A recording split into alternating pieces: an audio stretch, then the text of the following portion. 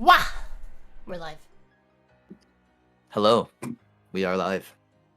Go over to the D&D section. Hi, chat! Welcome to the biggest fight night of the year! Oh In god. the blue corner! We have... I forgot your name. Is your name into the mic again real quick? Cal the champion! Cal the champion! In the red corner, we have Young the immortal! Place your bets now! They're pretty close. The chances. 50-50. Who knows? Who knows? That's my theory. By the way, it's definitely just Cal in the blue corner. Just Cal. What? It's No. definitely just Cal, no one else. I'm getting raped. Do you want to tell the stage, the global stage, how you got to this arena? I've been on the Eldritch Dreadlord. The overall Describing- recap, or just how we got here. I don't know. Wait. Okay. It's up to you, actually. Well- This is the finale of the members only. This is the finale. This is the finale. This is the end. This is the end. end. Okay. Starting on I think Wednesday. No, Friday. I Friday. think starting next Friday. Not this Friday. Or no, maybe we'll do it this Friday, just to keep it like consistent. And so Yeah. it's not being released on collab weeks. But starting this Friday, I'm gonna start releasing every 2 weeks. I'm gonna be releasing one episode. Ooh. Okay. Of the members only campaign of this campaign early. So basically members will have gotten 10 months of early access, essentially. That's dope. For each episode. Hmm. But yeah. So this episode will be free in 10 months. 10 months. 10 months. That's My wife's calling me. insane. Okay. Sorry, all sorry, good. recapping. Yes, I was about to say I could start recapping. Typing. You bet on the. How could you? I thought you were my boy. And you're betting on the Dreadlord. The Yogg the Immortal. You're an op. Well, I guess I could give a brief recap on how everything started. I suppose that long ago, in a land far, far away, the party was going through a dread plane, and Yogg came out, and Cal was mad that he came out, and he was also mad that the party kept going through places and things were kind of sucky. They were making things worse, and he was getting fed up, and his own failure, his own upbringing of destruction in that one dread plane, because Yogg was unleashed. He blamed himself for that. And he just couldn't take it anymore, and he decided to go on his own mission to save that dread plane. And he also felt like he couldn't love one of the ladies in the party unless he did so. Because he was like, man, it would kind of suck if I love this lady and I enjoyed that while her people are suffering because of me. He just wouldn't feel comfortable with that. So he went on this mission, did lots of things, lots of cool things. To be fair, her people are long gone. Her land. It's still her descendants, kind of. That's I guess. Without her people, they probably wouldn't be there. So, regardless, that was her land, He didn't feel right about that. So, he ventured forth and endured much to try and do what was right. And miraculously, things kind of worked out, actually, besides the fact that they failed to kill Yogg. They had to trap him in a bottle desperately, which they did. But once they made it back to Barovia, they learned that he'd break out sooner or later. So Cal assembled the goon squad. A lot of capable spellcasters. And they attempted to do the ritual last session to put Yogg back in a sarcophagus. And that ultimately did not go as planned. Yogg kind of is starting to break out as I speak. And that's kind of how we ended the session, really. Because, I mean, last session we didn't really... It was kind of just the preparation. We were just getting ready. And we failed. And I pulled a Cal, of course. It can't be a Cal session without pulling a Cal. Yeah, you rolled... Said, you rolled, what, 74? 79. 79, I think. You sure? I think it was a 74. Was it a 74? No, that's my dick size. I think. Let me scroll up. Bitch, are we doing this? Okay. My bets are 79. Let's see. Oh, we can't scroll up. You guys had a campaign. Hold on, I'm gonna scroll. I think it was 79. Because I remember you being like, you pulled a Cal as 80. I think it was 74, so you pulled a Cal and it was 75. Let's see. 79! Oh, you're right, yeah. It was 79. I see it right there. It was 80. You're right. Yep. One off of sealing Yogg. Very unfortunate. This combat encounter could have been avoided. This session would be me getting with the party, being chill. But that is not the case. Yogg the Immortal has certainly... Well, dude, this guy's immortal. He derailed us for like 3 sessions. Oh my god. But this is the final I showdown. only remember him railing you for 1. Well, I mean, like, we were supposed to fight him like 3 different times, but like, just fate, his immortality kept prolonging it. First he caused a storm in our world to delay it. Because that's how one of the streams was delayed. Oh! Yeah, he just kept fucking delaying the inevitable. That. Yeah. He was IRL delaying the fucking fight. That just means he's scared though. And Alright. So I believe last time we left off on the sound of laughter emanating from the iron flask.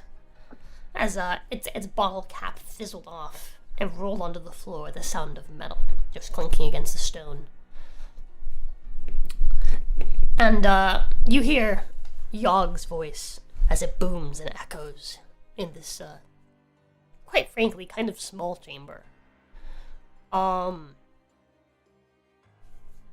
And he says, "You were so close, yet so far." As he laughs. And dark smoke. Well, first, actually, yeah, dark smoke starts to kind of like fizzle up out of the iron flask, and you see as like a black tar-like substance begins to kind of ooze out. First a few drops, and then it starts to ooze out like an endless decanter. oh, God. As this happens, Exithanta says, this chamber is too small. Just head out to the main chamber and wait him there. But Valicia, she's not awake, is she? No, she's unconscious on the ground. Yeah, let's move. I'll carry her over. And Cal would turn his back and pick her up. Yeah, so you and Patrina actually helps you. Thank you. And you guys drag her across the room. Do you remember what the layout is of this room? This building? At all? Specifically, We were in Yogg's chamber. Well, we were by a sarcophagus, and that's one of the sub rooms. So Yeah, so I'm we had gonna to do some drag him image. out. Yeah, send me an image.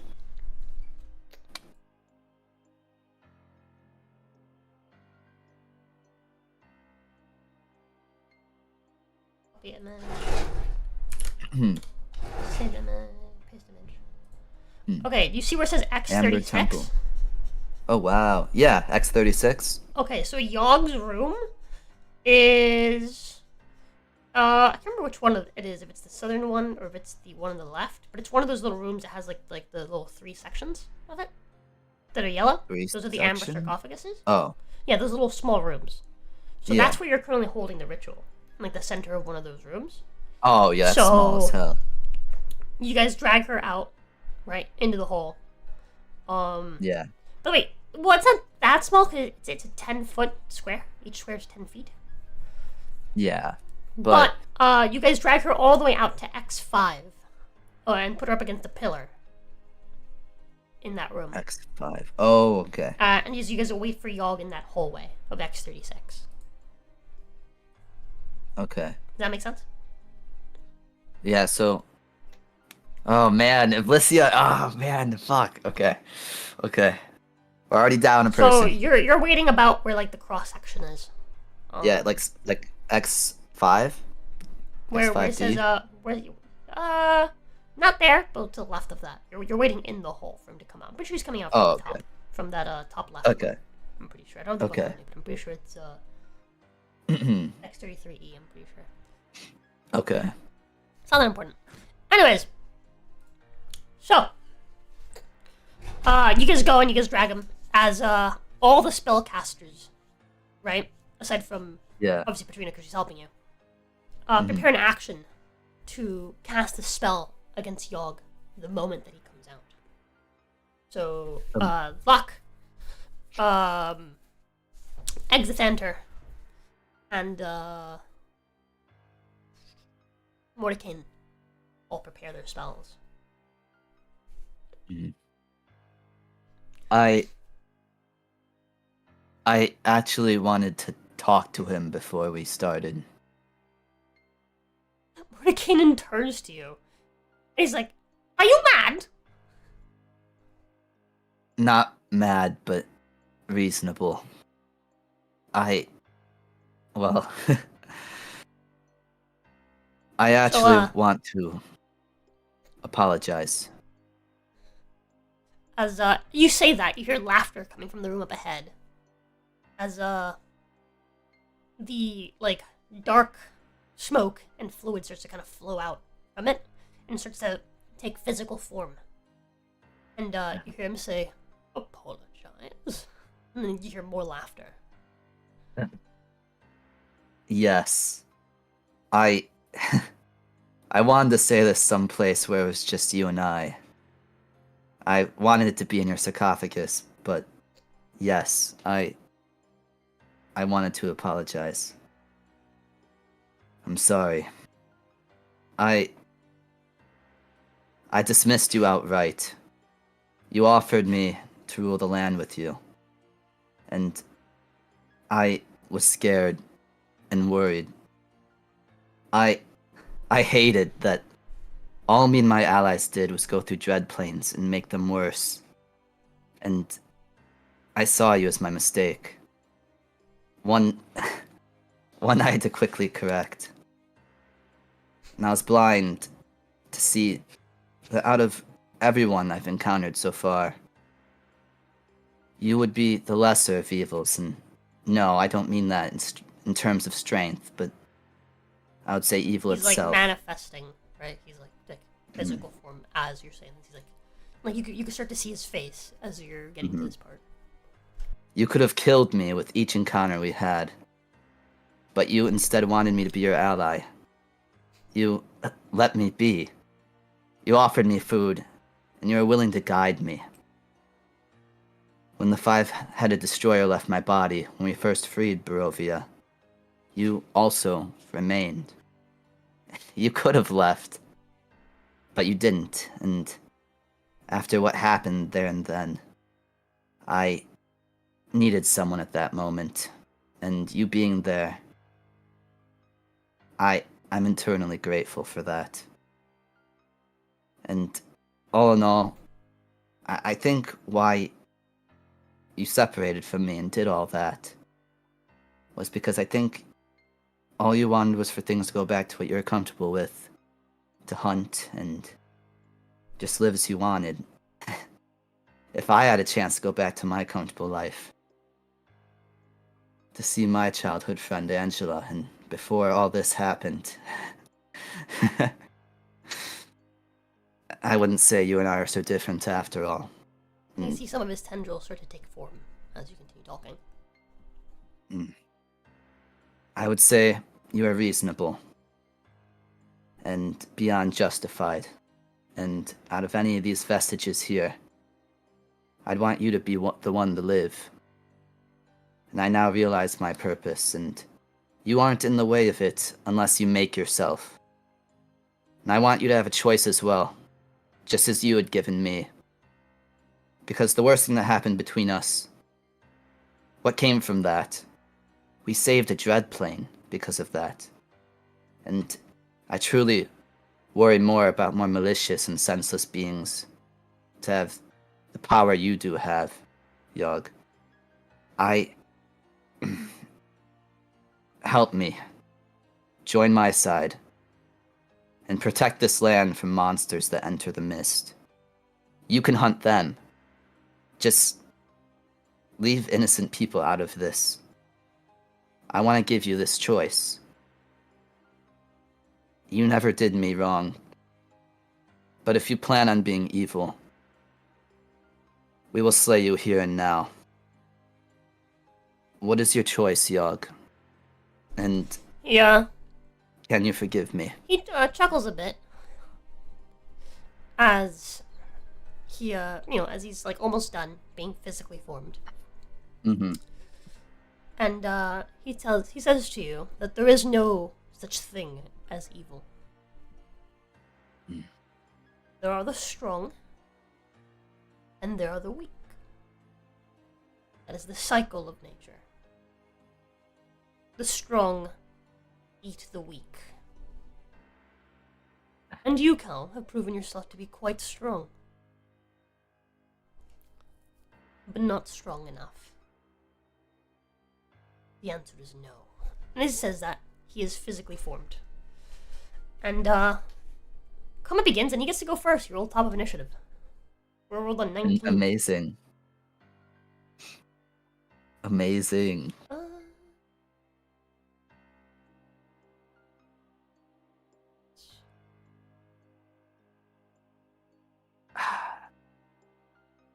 Let's see.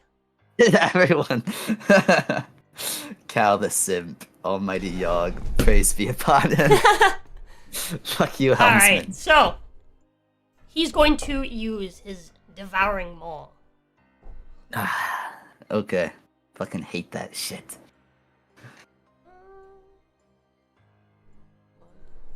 Mm-mm.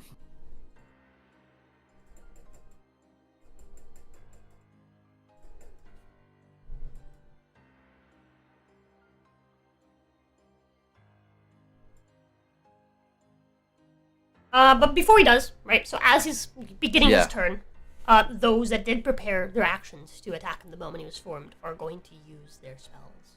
So these spells are going to go off Okay. as he's attacking. So basically, Okay. like, before, though, as far as, like, the initiative's Yeah. concerned. So as his turn goes, Yeah. they're flying out towards you guys.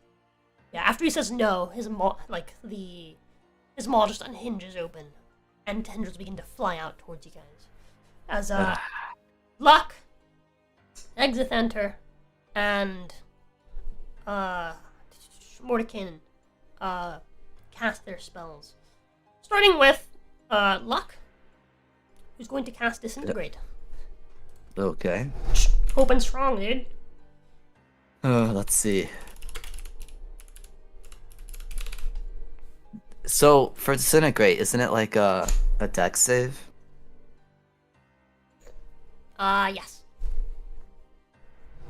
Okay.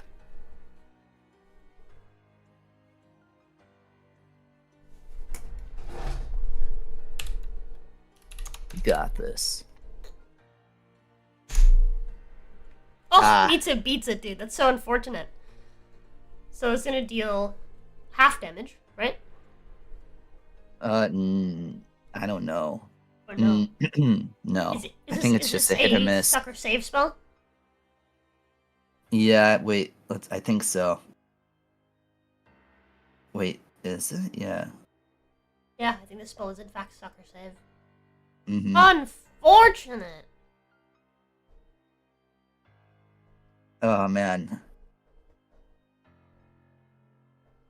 Well, I mean that's okay, cause Oh well. I mean So- if he's using his maw, he's probably just gonna heal up everything from this initial. He, resists that one. Mm-hmm. And then Xantanter's gonna cast it at 9th level. So now Yogg has to... Actually, he's gonna cast it at 8th level. Cast it at 8th level. Yogg has to roll to resist. He fails, but he's gonna use his first legendary reaction to take no damage. Okay. Legendary resistance, sorry, not reaction. And Mordekainen, I believe, is also gonna be casting it. Actually, I think he's gonna cast it. Yeah. A 9th? Okay.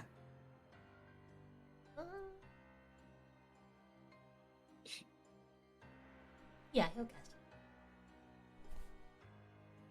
it. And that's another use of a legendary action. Oh wow. A legendary resistance. So he avoids it effectively. He just avoids it completely.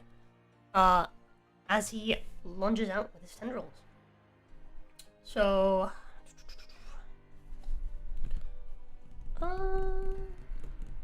you make dex saves. Yes. Deck. I love my deck saves. Let's see. I think I could see this though. I think right. Yes. Very nice. Oh wait. Before. I forget, let's go. Sorry. Yeah. Before I forget. I don't think I rolled these. So. Oh. Oh, that is good. That is good. That's handy. Very handy. Eee. All we need is to use one more legendary resistance. We can try getting him back in the bottle. I made the What? envelope. Okay. I may need Yeah. extra Okay. I'm gonna see if I could get a nat 20. No. Okay. That's him. Luck. Alicia's not here. She needs to wake her ass up. Oh dear.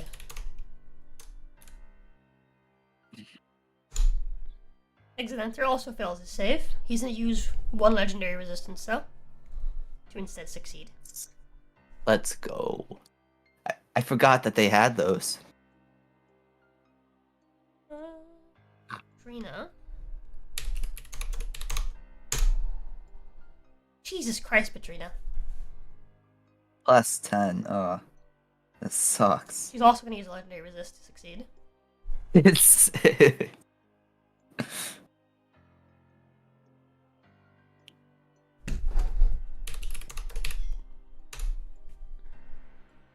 Oh!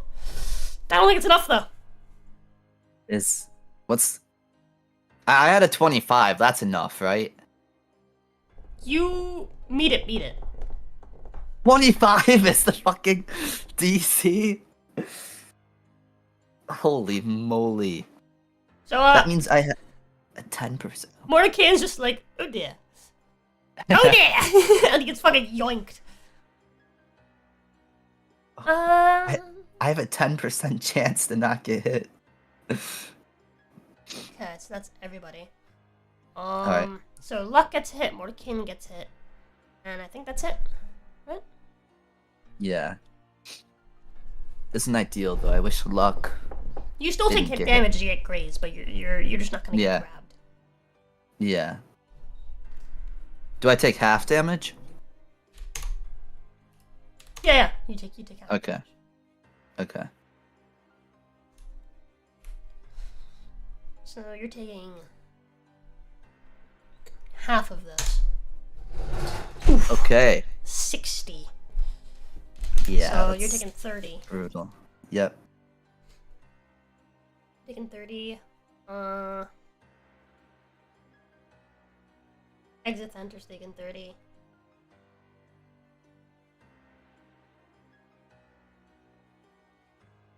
Trina's taking 30. Oh, I forgot about Nye. He's in the bottle. Oh yeah, right, you have her in the bottle. That's right. Forgot about that. Yep. Never mind. And then fucking Mordecai is taking a full 60. Mordecai is bloodied. What? He does not have a lot of HP. This is Luck's not a taking full 50-50. 60. This is not a 50-50. Luck is This almost is not a. This is not a 50-50. And both of them get yoinked by Yogg. And each take 60 necrotic damage.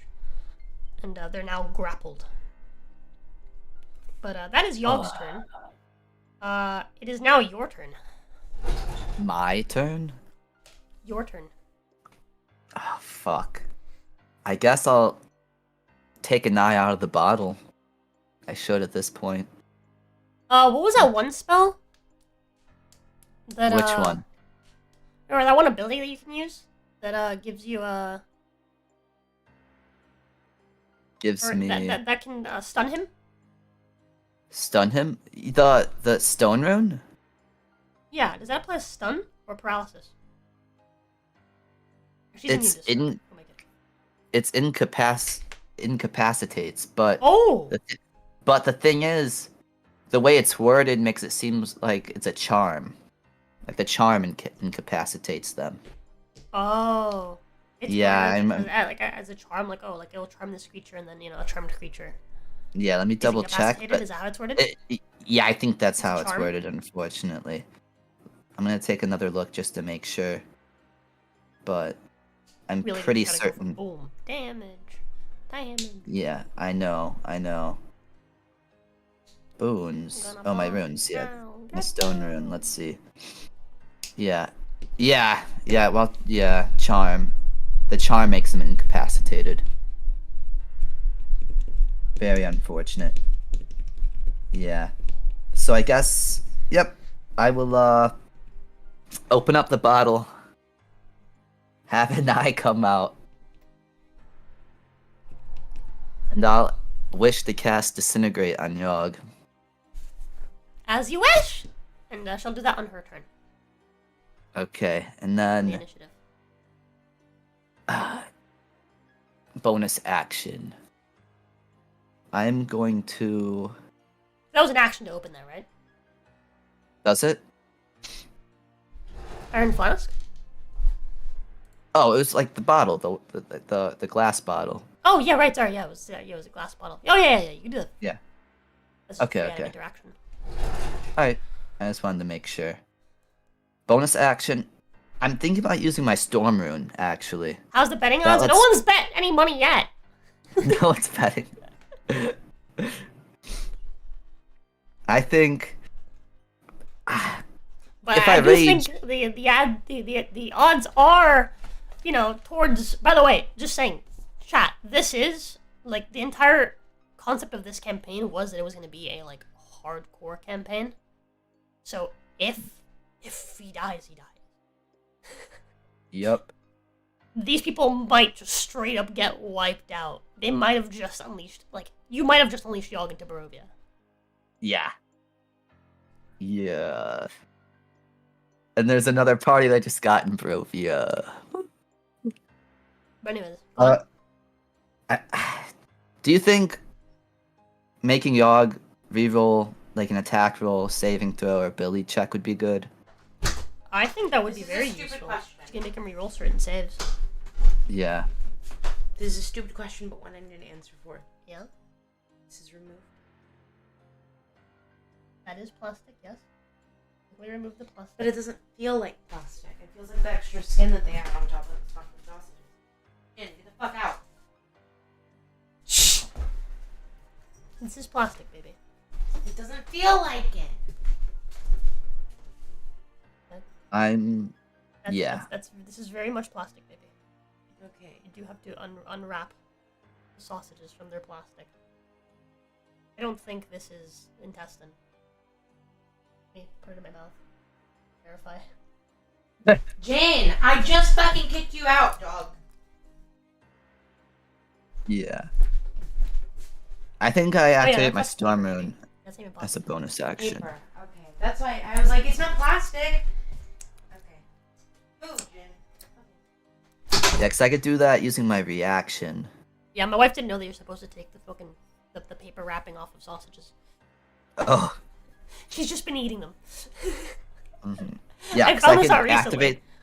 Okay. Okay, go on. I could use this as a bonus action, my storm rune, to enter it, and then I could use my reaction to give Yogg disadvantage on like a save or something.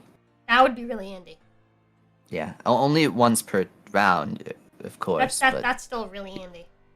I know. I figured I'd just get out of the way now. He's really good at wisdom saves. Yeah. Dex saves are his like weak point for the most part. Mm-hmm. Dex and charisma saves. He's really good at like every other saves. Okay. So if someone's doing like a really good ability that like relies on one of those saves, it might be good to give him disadvantage on that. Yeah. So I'm gonna use the storm rune then as my bonus action, and then as my action. We have 2 spellcasters that are grappled. I might as well just get in there, try and distract them. Deal some damage. Yeah, I'm gonna use the longsword, the champion's longsword, the forced one. And I'm gonna pull up the Yogg. I'm gonna start slicing this hoe. Let's see if I hit though. Yeah, it's obvious that Champion's that since it does force damage. Yeah. Is it only plus 11? I guess so. +3 weapon. How would it Is be it a more than plus that? 3? Yeah. Oh. So what? Magic attack? Magic attack bonus? Yeah. If I +3. put that as 3? Okay. Okay. Did you not have Sorry. that when you first used it? Well, honestly, I made it afterwards. Bruh. To be fair, I did just kind of give it to you mid-fight. You didn't even know you were gonna get that. Yeah. Yeah. Yeah, and I didn't really. That was part of the part of the wording for the original thing, but obviously wasn't gonna tell you until it happened. Yeah. Okay. Well, let's do this. Very beautiful start. Question is, should I reckless attack? My AC is 25.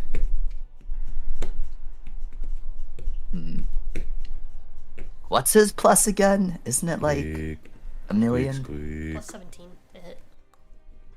Oh man. I mean, there's still a good chance he'll miss. It makes you feel better. The party Yeah. fought a guy that had. Where is he? There he is. Oh, that was also +17. Never mind. I guess I need to protect the spellcasters at all costs, so I guess I should incentivize him to attack me. I guess I'll reckless attack. Because he needs to let go of these hoes. That still misses, right? I rolled a 23. Believe so. Unfortunate. It does still Okay. miss. Ugh. Oh, dude. Okay. That's a hit. There you go. Okay. Long Thank you, sword. Blue That's Sky, more- for 2 months Nice. as a patron. That's tier 2. How do the dark powers work, and what donation platform? Super chats or direct donos, both of them work. Dono or super. So you can donate directly through like a super chat, or you can do it through like the Streamlabs. But with your membership, you actually can also heal or damage. Yes. So yeah. So it's your membership like renewals, like your membership messages that show you like how many months it's been. They heal for 1d12 plus the number of months. So that's a 1d12 plus 2 right there. But I did come up with a new idea recently.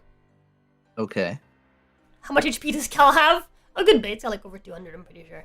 But a new idea I had recently, right? And you can tell me what you think. But the idea I had was that because I was thinking about ways to like incentivize like higher tier memberships if people. Please help me, chat. What I Please was heal. thinking is that if they have a tier 2, right? So they have a tier 1, obviously it's just like normal, right? So it's 1d12 plus the number of months. If they have a tier 2, it's multiplied by 2. And if they have a tier 3, it's multiplied by 3. What do you think of that? Wait, sorry, I was rolling. So if someone's like a higher tier, it's multiplied like times 2 or 3. Like times the level of tier, basically. So the amount that they can heal or damage with their membership renewals is 1d12 plus number of months times the tier that they're at. So for this case, It would be if they're the 1d12 second tier plus 2 times two. 2. Yeah. Holy moly. That's like a full-fledged attack. Or heal. That's scary. And it's scary that we're invoking that now in the most What do you pressing of fights. But, I mean, Can I give anything those to 2d12 incentivize to my them. buddy Yogg? I've only known him for a little bit, but he's my buddy. He's not taking any damage yet. But, I mean, you can damage him if you want to, but if you want to heal him, that works too.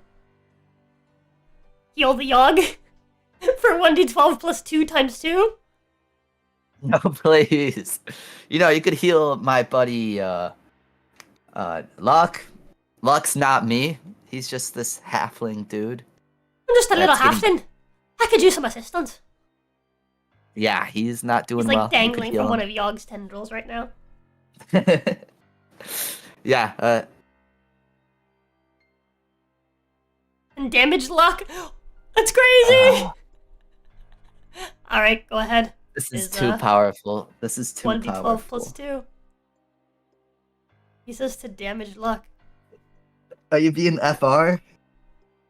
Well, I did ask you if you're okay with the like multiplication system. I was thinking Yeah. to add this not now, but for the main campaign. I feel like doing the multiplication during the Yogg fight's Or kind of scary. alternatively, I was thinking to have this be the case for the next campaign.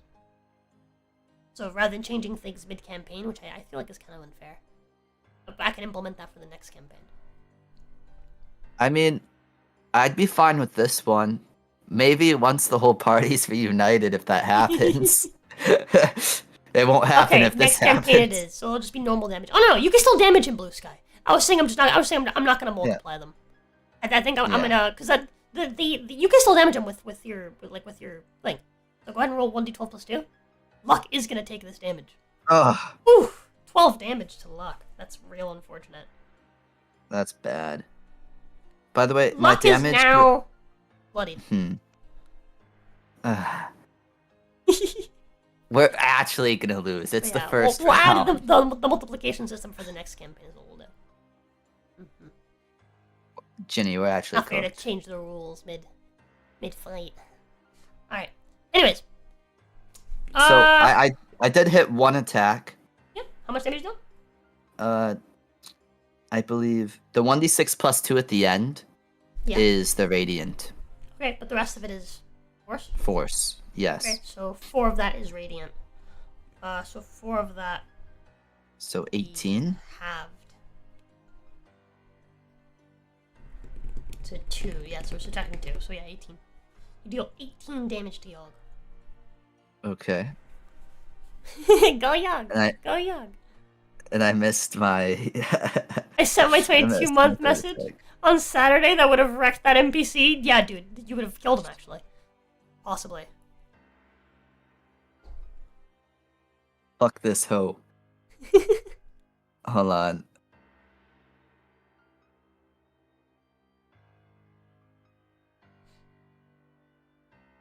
Fuck you. Loma! Squeak. The 19 Jane months. with his 1d12 plus 19 to heal. Who are you healing? Dude, I can't have the spellcasters dying already.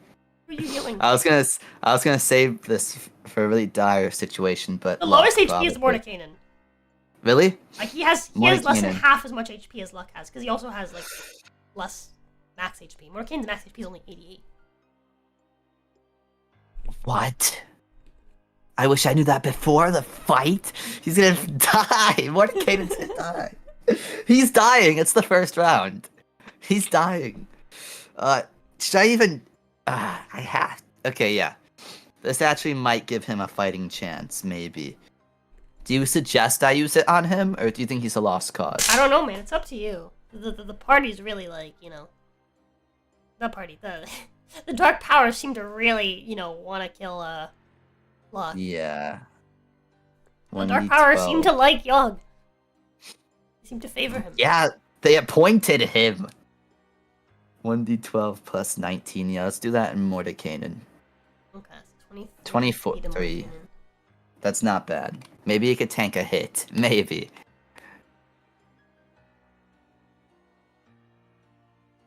Alrighty. So. Alright, and then for my...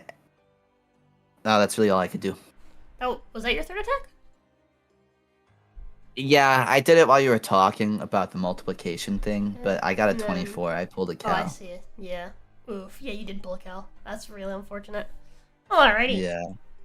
After that, it is Luck's turn. Man. Buddy, dude, pal, amigo. What are we gonna do with you? Dude. We're cooked. We're cooked. I didn't think it'd be this bad right Oh, off you the know what I rip. forgot about? Luck Huh. casted a spell. Wow. Damage more. $10 from Blue Sky to damage Mordekainen. What do you... This is the... You know how much I've worked for this? And you're just donating to kill... To diminish my dreams. Let me go ahead and add that. Wait, can you give your DM money to win a battle? How much HP does Yogg have? Yogg has a lot of HP. Yogg has, just to give you a ballpark, he has more than 500 HP. But he has less than 1,000. I mean, if I know how much he has, can I say it? Yeah, go for it. Okay, because you were just given a ballpark, so I didn't want to just, like, spoil it. He has 825 HP, pretty sure. From what I can remember. It's like 825. Yeah, that's exactly correct. Yep. I'll say, he traumatized me. It's etched into my brain. You did damage him for a little bit, so he doesn't have that much anymore. Just saying. What do you mean? He doesn't have that much anymore. You hit him. Oh, boy, so he only has 800 now. Okay. Sorry, Yeah. he has like 810 HP or something that's around not- there. Is the killing Yogg would hit your weekly goal on a Monday? Yeah, that'd be crazy. Yeah. That would be actually crazy. I mean, I'm just saying, that would be pretty crazy. I'm pretty sure that would be the best way to end one of these. Anyways, it is Luck's turn. Regardless. But I did forget to roll something really important for Luck. Yes. I need Luck to roll me a 1d20. Oh, for a spell. Followed by a... Do you An want 11. 11. 49. Hopefully this is helpful. His intelligence increased by 2 for 1 minute. Not bad. Actually, it's terrible. He's a wisdom thing. He's a wisdom charisma dude, I caster think. mostly. Oh, charisma, yeah. Yeah. That is mighty unfortunate. That's like me. Oh, I'm still so mad about that. What? When I pulled the Fates card to increase a stat and it increased my intelligence. Fucking hate that. I had Oh, that's funny. 4 other stats. If wisdom, wisdom would have been fantastic. Strength would have been phenomenal. Dexterity would have really been phenomenal. That was Constant- incredibly that- funny. That was the worst one. Like even charisma would have been a little better. Oh man, that was funny. That really was. I know. I'm That really, so really was. salty. Yes, baby? I'm so. Is that my breakfast? Holy shit, thank you. I air fried it. You air fried it this time? That smells better. Like right off there, that looks better. It tastes. Thank you, chat. You guys need to see this. My You wife might is need to see amazing. Chat. My wife is amazing, and I love her. We are You merely- guys need to see this. I need to show you this. We are delaying the inevitable. Hold on. I mean, we have more time than we need for this fight. I'll be honest with you. Yeah, I I agree. think. I don't know. It's 1 already. We got 3 hours. Stall until the party shows up? Question mark. It could happen. Mm-hmm. Where's my discount? There it is. Boom! Look at that, dude. Look at that. A slice of toast with some eggs, some sausage links, Phenomenal. and this is a fucking pork slider. Dude. Amazing. Dude. Best wife. English breakfast? Yes, sir. Dude, we bought so much meat. I need you to understand, we bought... I can't remember how many pounds it was. It was like several pounds of just, ground beef. Meat is so goated. But yeah, Wise move. we hadn't bought groceries in forever, so we were, like, literally just living on, like... on, like, ramen, like, whatever scraps we had. And that was basically, like, making it so she's never in the mood to cook, which is basically making her constantly want to, like, order food. But we bought a bunch of, like, ingredients, so no more ordering food. No more. Okay, this is delicious, thank you. Oh, that's goated. Anyways, We need Felicia to wake her ass up. This should last us a while. I was saying this should last us a while. Like the ingredients. No. We bought fucking 10 pounds of beef. Yeah, 10 pounds of beef. 10 pounds of beef. You got a place for a freezer box? We have a pretty, like, small freezer, but it fits everything. I fit it in there. Yeah, she fit everything in there. We also bought some stuff that I can, like, shove in the microwave or, like, the air fryer real quick whenever she's at work. In a group of 7 players, none of Or us she have doesn't want to store cook above after work. 13. We have some stuff that's, like, pretty easy to make as well. So. Cal's intelligence is actually 10 now. Buy a sheep and slaughter it yourself, Lamo. LMAO. It was really good. We would if we had our own land. Yeah. One day. Amen. Fuck, that's good. Holy shit. Anywho's. He's going to cast. Oh, wait, what was... Oh, yeah, the intelligence. Yeah. He's gonna cast Misty Step. Wise move. Using his bonus action. He's gonna cast it and then put himself 30 feet away. As far back as he can, but he's now out of Yogg's grasp, so Yogg can't heal from him. Okay. That's his bonus action. Awesome. Dude, no way the legendary spellcaster Modekainen dies in the first round of combat. Well, they do be like that sometimes. It do be like that.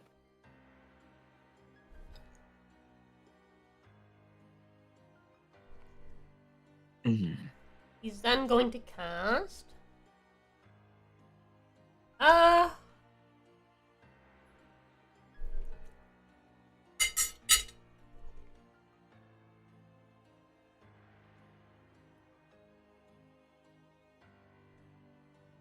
Magic Missile at 5th level. Okay.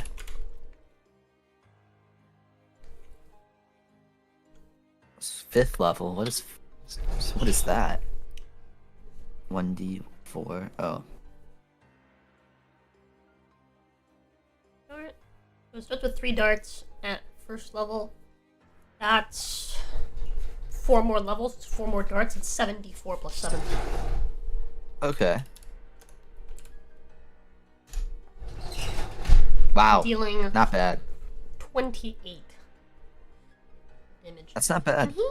Hold on a second. Forget that he has. Pretty sure. Mm.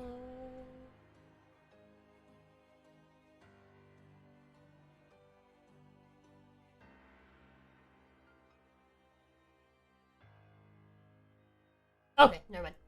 No need. He's not gonna use any of his Alright.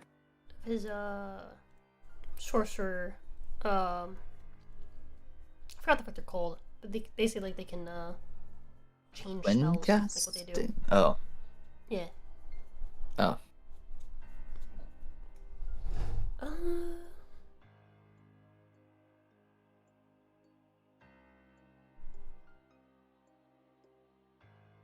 okay. Yes, that's what he's gonna do. He's gonna deal some damage to Yogg. Okay. 28. More than you did. I know. And he's now free. Alicia's turn, but she's still unconscious. Ah. Now, This Exevanter's hoe needs- turn. Ooh. Exevanter's not worried about Yogg finding his phylactery, so he's not really worried about dying. Mm. Oh, that's... Oh, so no matter what, he'll be fine. Yes. Mm-hmm.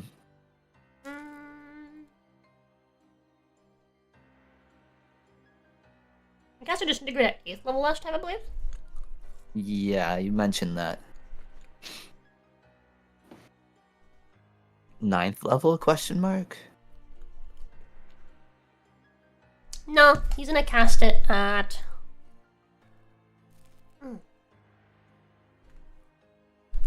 Fuck, that's delicious. 7th level. Actually, he's gonna cast it at 6th level. Just get that one out of the way. Yogg uses his last legendary resistance. Nice. Okay. It's now an ice turn, so she's gonna go ahead and cast it at 8th level. Disintegrate.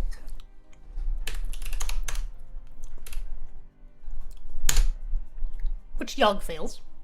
Let's go. Go ahead and roll the damage. Alright. At 8th level is 16 d6. Plus 40? Okay. The damage Oh, begins. Oh amazing. god, that's a crazy roll. I'm That is so an happy with insane that. roll. That is an insane roll. 100 damage. Ah, man. What a beautiful roll. Maybe I should be a spellcaster.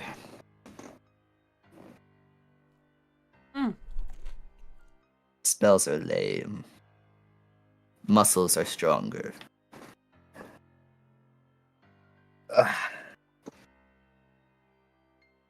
It is now Trina's turn.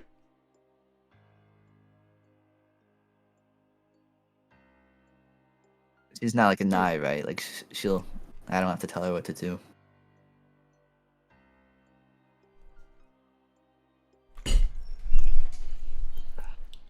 I'm thinking.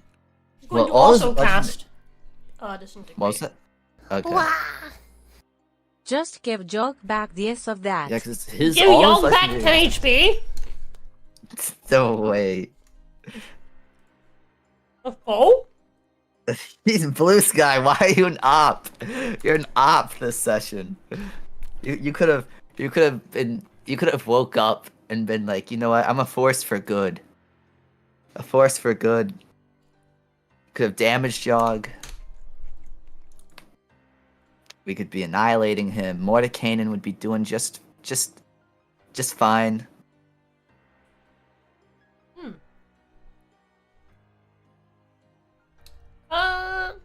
Trina's turn. She's going to... Oh, Cal is casting Wish, and Anaya's just doing it. So it's not Cal casting the spells. I'm rolling the damage, though. Blue Sky said chaos. Baby? My love. You're certainly making the stakes Emergency? higher, Blue. So, she'll be right back.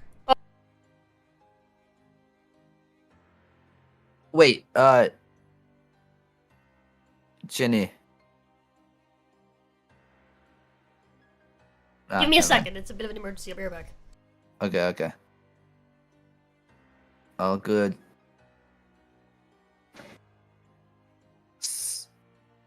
We might be cooked, chat.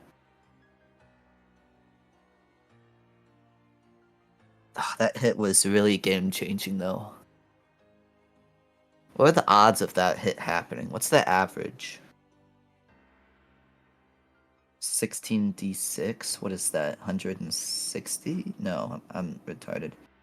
Hold on. I need to pull out my calc because 16 times 6,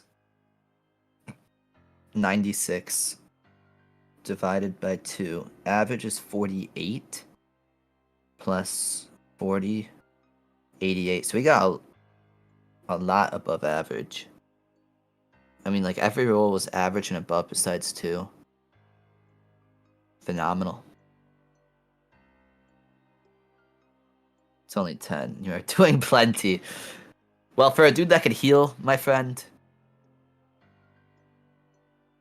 it's a lot. This dude, I don't know if you were there for the first time, forgive me if you were, but this guy just kept healing, bro. He just kept healing and healing and healing. I had a goddess on my team. I had luck on my team still.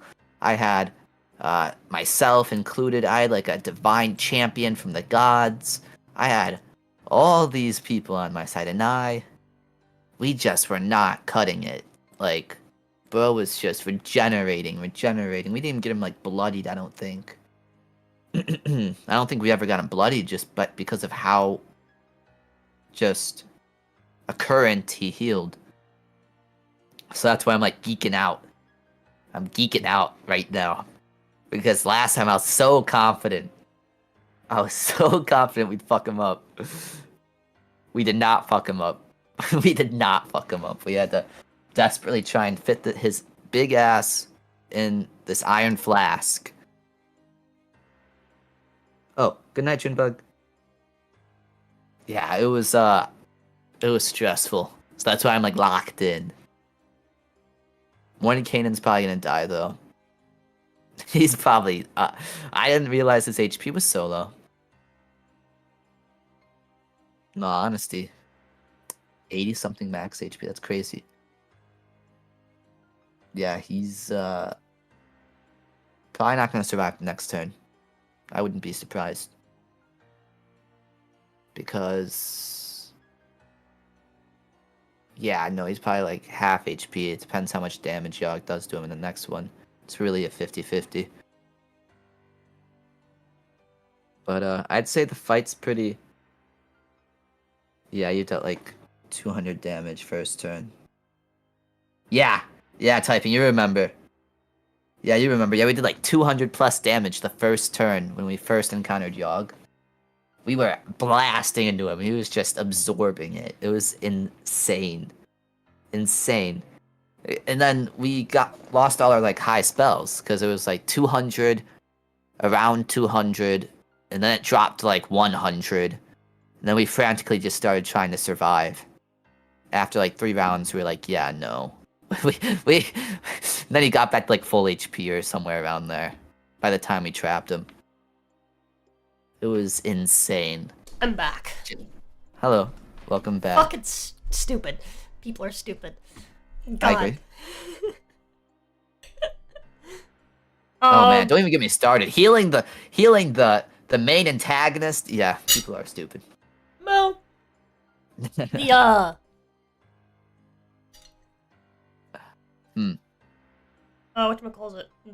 Well, so Fine. 10 fine, $10 to more. heal Mordenkainen? Have you just been silver tonguing chat this whole time? Yeah, I was trolling them. Well, actually, no, I wasn't. I wasn't. I was actually. Your silver tongue all over chat's insides this whole time. Look, Blue Sky is truly living up to his name now. The sky is blue now. It was like dark and cloudy, it was stormy a little bit, but now it's brightened up a bit. But no, I was just telling him about how the first fight went and how we mag dumped him for like 200 damage the first turn, and he just like Wait. ate it up. Why does it say the daily goal is at 182? I forgot to fucking reset the daily. Hype. We should reconfigure that really quick. Also, Blue Sky, thank you so much, by the way. You a G.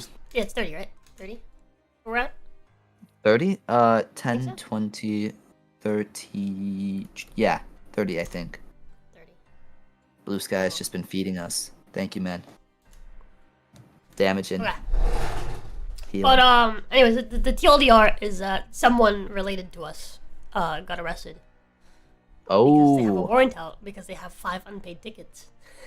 Oh, god damn it. And an expired fucking, like, license tag. Oh, yeah, I fucking... Yeah, they have an expired don't even tag get me and 5 started. unpaid tickets. There's a warrant out for them, so they got spotted out in the wild by a cop and got arrested. Out in the wild? What do you mean out in the wild? Like, on the road. Oh. Yeah, I remember. When I first got my car, it was a hand-me-down. I'm grateful for it, from my father. And he didn't tell me that the ticket was... the sticker on it was expired. Oh. So, yeah, so I got pulled over. I'm like, what the fuck's going on? Like, I didn't do anything. That was the only time I ever got pulled over. I was scared shitless just because, like, I didn't know what I was doing wrong. If I was doing something wrong, I would have been like, okay, this is what's going on. The guy just explained it to you? It's like, bro. Like, afterward, they're like, yeah. Also, one of your headlights isn't working. I'm like, oh, you probably just broke it. You Jew. But being a Jew, exactly. But, yeah, that was it. So, yeah, I understand completely.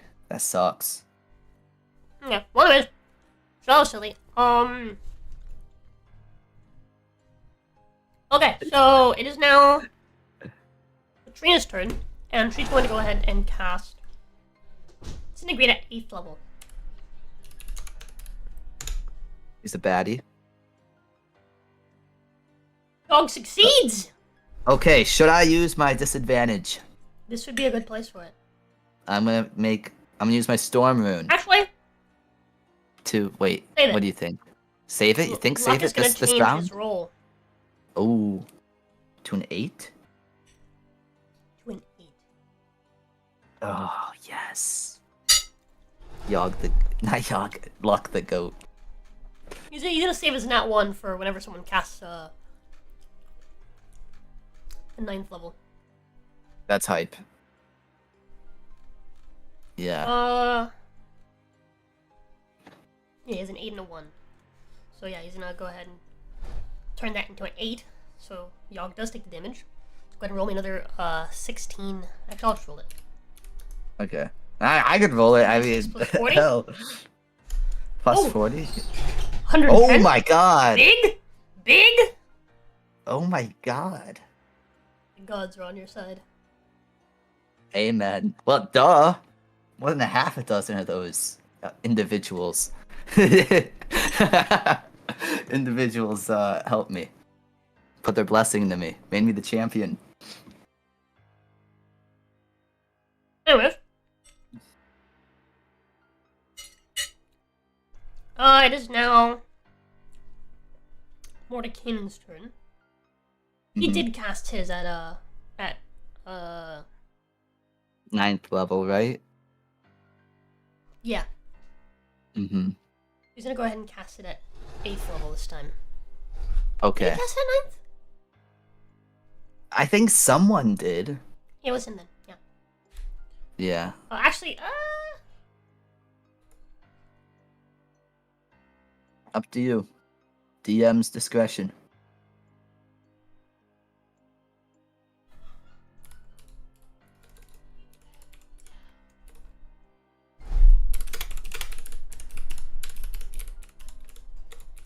Hmm?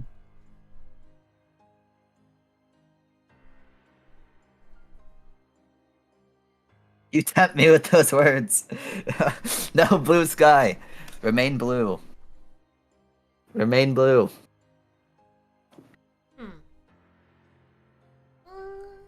Please.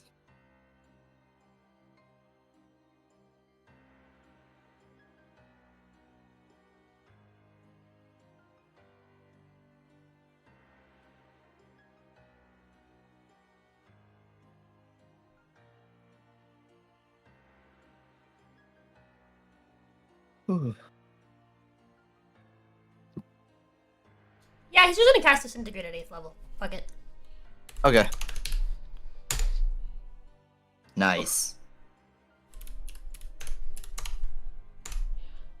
Dealing Oh. 103 damage.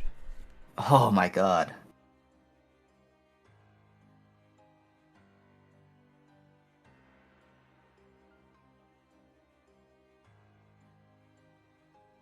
Damn.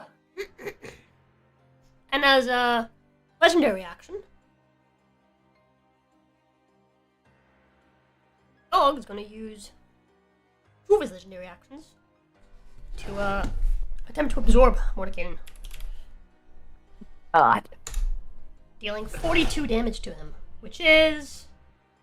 He did not pull a Cal. Mordenkainen had 41.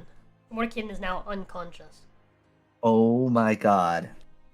Blue Sky killed him! Blue Sky, you killed him! He was an old man. It was the first round of Look at combat. you literally healed him though. You healed him back for the 10 that he dealt. That's true. That's true. Never mind, Blue Sky. I'm just being a hater. Now I'm with playing. that, he's down. And Yogg drops him. Just drops his body. Mm-hmm. And it is now back up to the top of initiative. It is Yogg's turn. Hold on, I need to pray. Please. Please. Do not kill us. Amen. Okay. Yes! Yes, yes, yes, yes. Okay, okay. Alright, so he's not going to That use was a- Devouring Maw. That is really Instead- big. He's going to use his Tendril Barrage. What the fuck does that do again? I That's forgot. another- He has 2 recharge on 5 or 6 abilities. Oh my god. Wait, this is the big one, right? Yeah. Ah. Oh god damn it. He lashes out with all of his inky tendrils in an area around him. So you'll have to make dex saves again. Man. Okay. It's the one that pulls you towards him. Doesn't just grapple you. There's no way I make that. Yeah, so... Actually, I'm gonna use... So, Locke is actually 60 feet away from Yogg right now. Okay. So is he chilling? He's well out of range. Okay. Of So- most of Yogg's attacks. Okay. Yogg can always just step forward, though. Mm-hmm. I'm gonna use the Great Sword's lucky feature to reroll that. 25 value. Okay, well I got a 25. Nice. Beats it. Oh my god, this is 25 too. Okay. Only taking half damage. Alright. You're not getting pulled and restrained. God fucking damn it. But, let's see.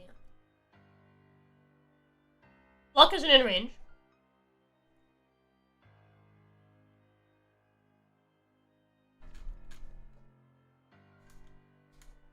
Xanther. He's gonna use his second legendary resistance Ugh. now to succeed. Okay. Nye. Oh dear, it's yoinked. No dear. And Katrina is also going to use her second legendary resistance. Nai has to roll a 19 or 20 to not Succeed. get hit. And Mordenkainen's down, so he's not being targeted.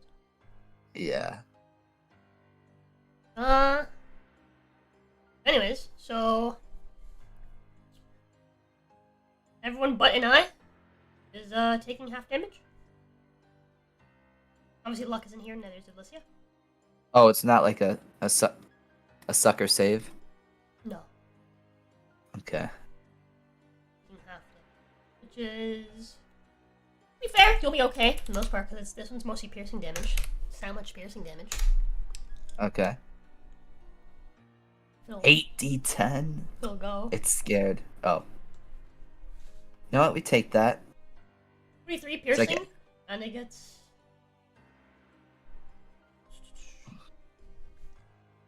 It's like what? 20. Is it 21 or 22? 21 rounded down. 21, yeah, 21. And then, So, since. 21. And then. Okay. That's from the save. Alright. Trina takes 21.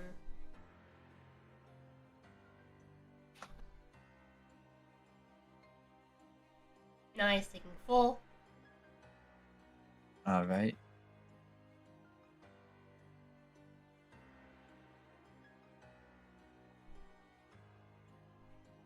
This is not ideal. And so that's the piercing damage. And it's this much necrotic damage. Another 26, so another 13.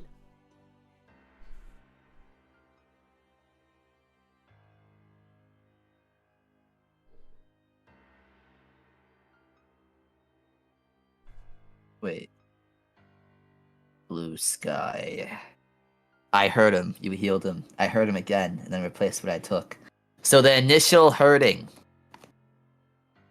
Blue sky, you are my opposition. Hello. Actually, no. Mordenkainen would have went down anyways. I can't blame you. I can't blame you. This tendril attack would have fucked him up. Yeah.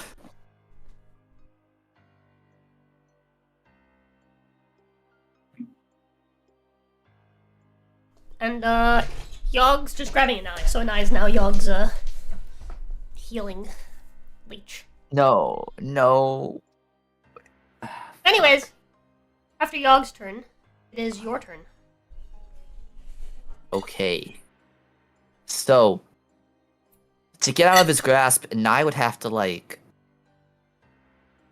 lock in, right? Like, she'd have to roll a strength check or save, whatever. Right? To break free. If she wants to, yeah. Or you can just have her just cast a spell. She's probably gonna out damage whatever heals from her before she tries to break So out. my question is, should I use my action and try and break her free?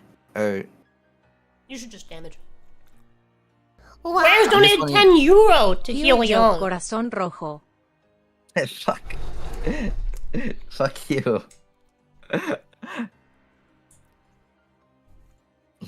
Okay.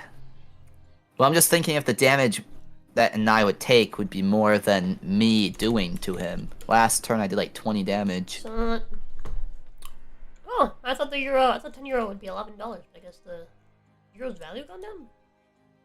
LOL. Hmm. I guess I'll rage. Oh, it's been below that for a while. Oh. Anyway. Okay. I suppose I'll attack. I was just worried that like the damage Nai would take would be more than and him absorbing would be more than me dealing to him with my attacks, because last turn I only did like 21 damage. That's what I was wondering about. Because his attack is what, 8d10 plus 9? Is that like his normal? Dollar's value went up because of the dawn. That makes sense. Yeah, that makes sense. Hmm. I was looking at it. I was like, doesn't look like it's gone down. Mm-hmm. Wait, Value went up. Ginny, Makes sense. Yogg, Yeah? Yog's attack is his normal one's just 8d10 plus 9, right? What? What's Yog's like normal attack? Isn't it like 8d10 plus 9? But I mean, I'm not gonna tell you that. Okay. Well, I fought him before. That doesn't change the fact I'm not gonna tell you that. That's fair. Because I'm just wondering if the damage I do would be more than what he heals from a Nai. Uh, I wouldn't think so. I did like 20 damage last turn. it's probably not. You're right. But it's still Yeah, an additional chip, so it's still something's gonna bring him down. You need to remember if you can bring him below 100, either Power Exathanter would come. or Patrina can cast it, and they've both saved their 9th level spell. Exathanter's running Okay. low though, so he's probably gonna use his 9th level spell for disintegrate. Patrina's gonna hold on to hers though for that powered kill. So you say I should just attack? Yeah, just try to just chip him down as much as possible, as quickly as possible. So when he does heal, Okay. he's not as high of HP yet, you know? Like, yes, he's gonna probably Yeah. out heal your Reckless. damage, but that just means that, you know, that means he's gonna heal less of the damage Let's that go. Nai's dealing to him, so it's still overall, you know, dealing more damage. Yeah. Okay, plus rage, plus 9. Wait, what is it plus? Because it's a plus 3 weapon now. Yeah. Okay, plus 2, plus 9, plus 1d8, plus 1d6, plus 2. So besides the 1d6 plus 2, that's force damage. So that's like 22 or 23 force. Okay, so... yeah, it's just subtracting 3, so it'll be 22 damage total. Yeah, Like, I agree. Second attack. Phenomenal. I'm gonna see if I crit though. No. Good getting that 19 out of the way. Alright. alrighty. 1d9 plus. Is that it? Oh no, plus 2. Oh, this is. Oh man. Oh man. What a sucky hit. That's unfortunate. Hold on, I have my third attack. 12 damage? Yep. Let's go. Okay. Man. Okay, that one's a bit better. 16. We take Okay. that. And then I believe that is it from my turn. Alrighty. Yogg is going to use one of his legendary actions. I have 3 for this round. To do a tendril lash against you. Okay. Does a nat 20 hit? Ugh. Yo, I think I used my thing to give him disadvantage. I mean, this will fuck me up. If there was ever a time. Yeah, I'm using it. I'm giving this dude disadvantage. I'm sorry. You're raging? I am raging.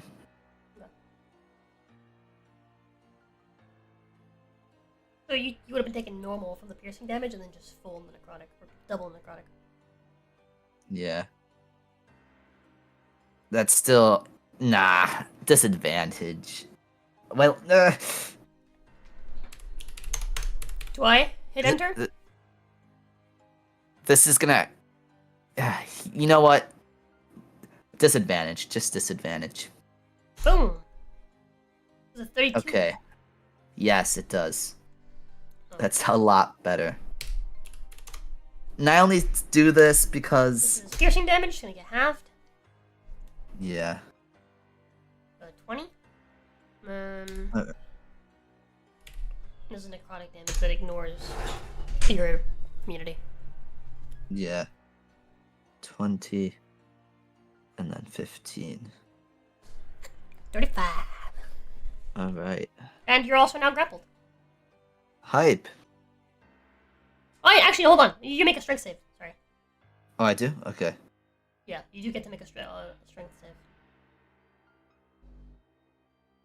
Save is not my best, but that's okay. I have advantage because I'm raging.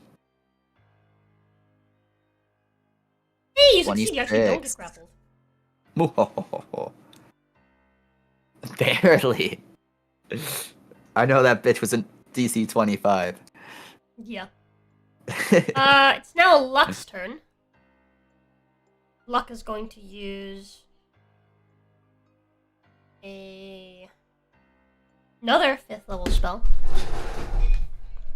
to cast. Oh, I forgot to do 2 effects last time. I'll just do 3 effects this time. It's fine.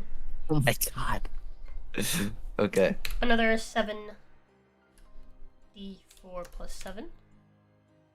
Another 5th level spell slot. Pew! Dealing 27. Bad. That's big. Yeah, not bad at all. Average and 27 damage above. to Yogg. Bring him down to bloodied. He's bloodied? 3 effects are now gonna pop off. Oh my god. I forgot. Yogg is bloodied. I never thought I'd see the day. He's gonna heal it back up soon, though. Ooh. What? What is that? No! Okay, so we'll do first. If Lesia comes back, but she looks a little different.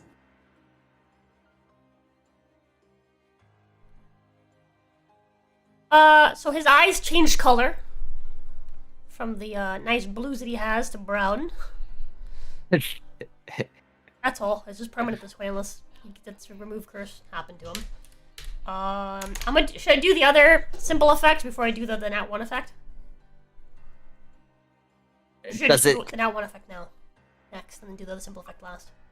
Why? I think it'd be anticlimactic if I do the nat 1 now. Okay. I'll do the nat 1 for last.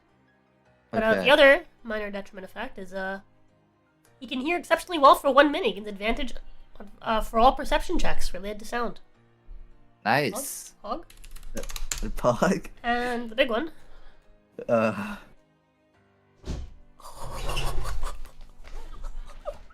Is it Ivlicia 2.0?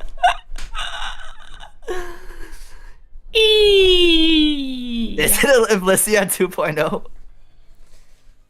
Let's make a charisma saving throw. What? He has to make a charisma saving throw against his own spell save DC. I'm about to come. What is going on? No! Isn't he lucky? Isn't Well, he hold lucky? on. Can't he reroll it? Hold on.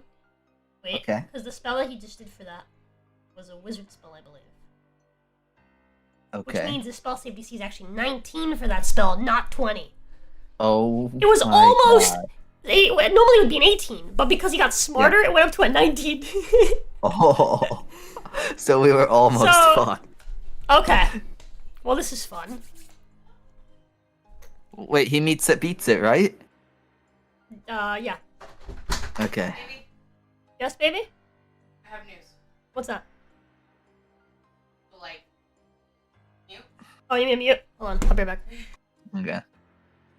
Alright, anyways. I think we're cooked. That was very scary. That was very scary. But that one, the last time that happened, Ivlicia showed up.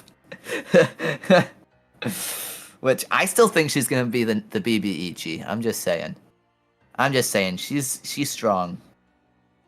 Like there's a reason she's like staying out of this fight.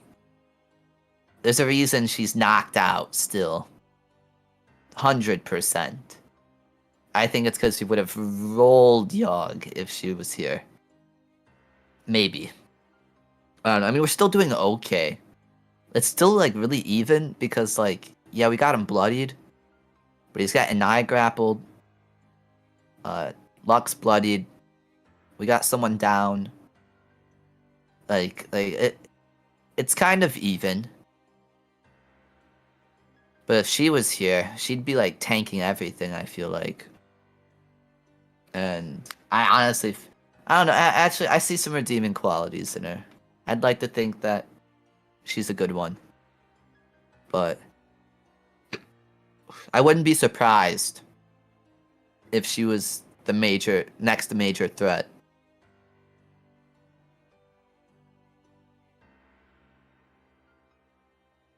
In all honesty. So yeah. The hell. I think we got this. Maybe. I mean,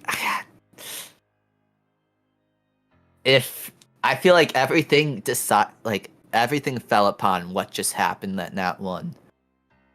Everything, I feel like. I don't know what the save was for yet. I'm gonna pester her about it once she's back. But I need to figure it out. Why is everyone liking the Heal Yog ones? Everyone, all the Heal Yog ones. Alright, I'm back. Hello, welcome Jesus back. Christ. The irresponsibility of this human being. Okay, anyway. Oh yeah, he succeeded. Beats it with the Yeah, Nat so, one. hold on. What?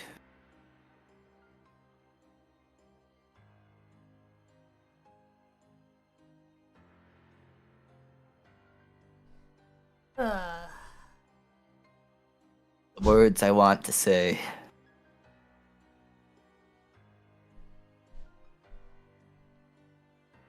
I'm scared. He succeeded, right? Isn't that like a good thing?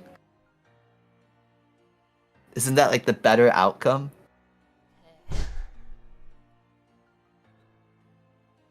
What is going on?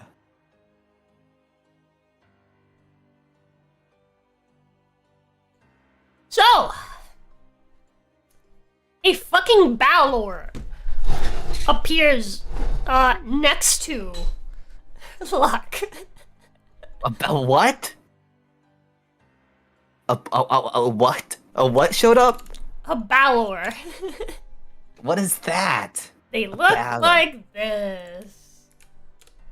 What is... That's a terrible image. Tiny. That's a horrendous Tiniest image. Oh my god, it literally is Iblissia 2.0. It's literally Iblissia 2.0. That's the same image.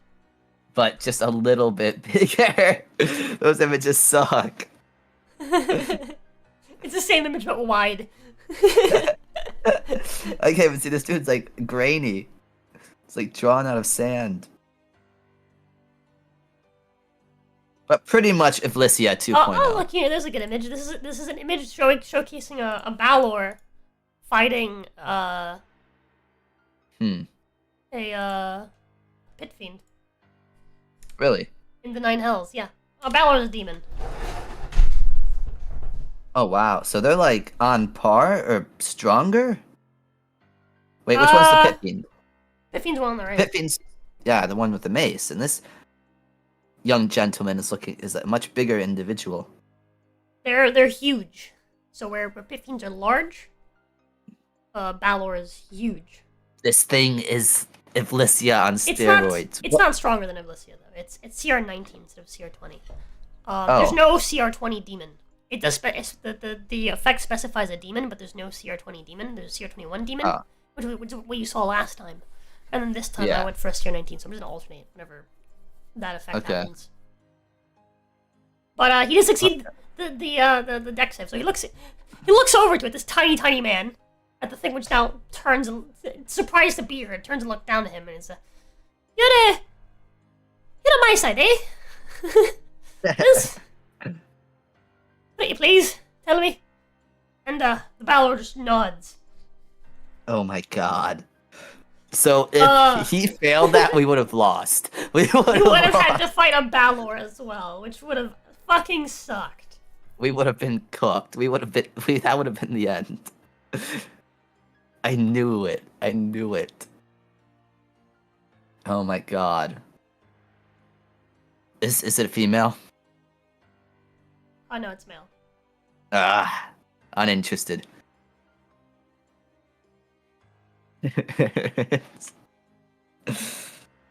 Cal, oh my god. Cal gets PTSD. Anyway, it is now. It's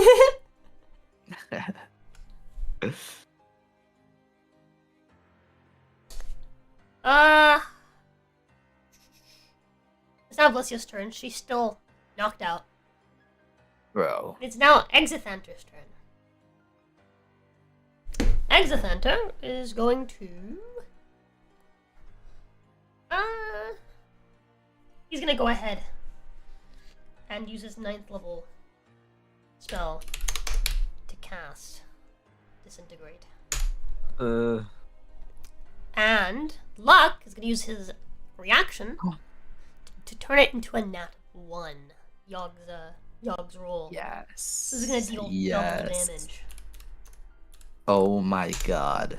Boom! Ooh, just a flat 200. 200 damage. That is an unfortunate roll, but I mean, it's a flat It's 200 damage. Still 200 damage.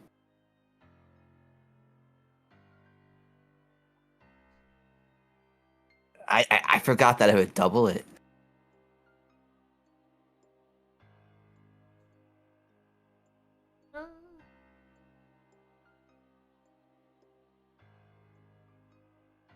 Okie dokie.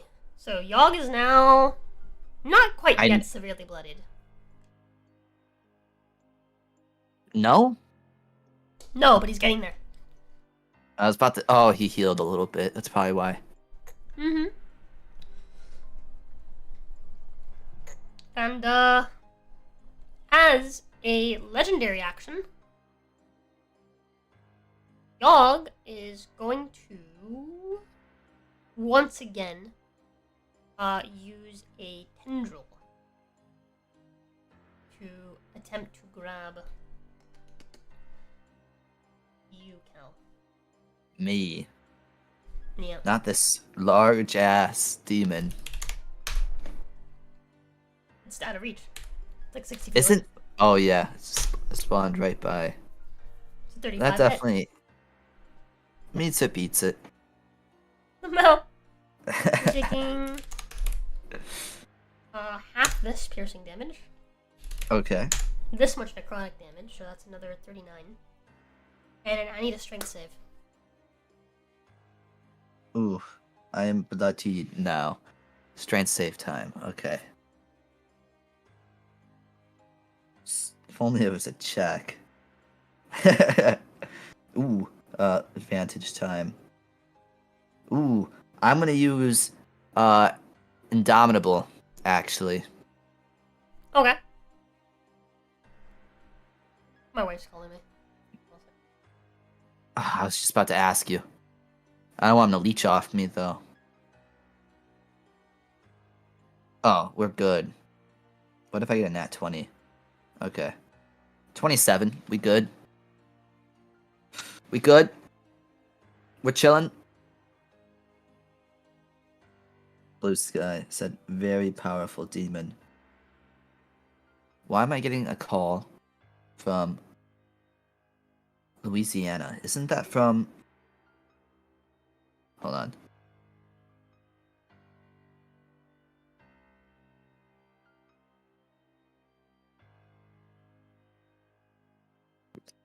Never mind, it was an op.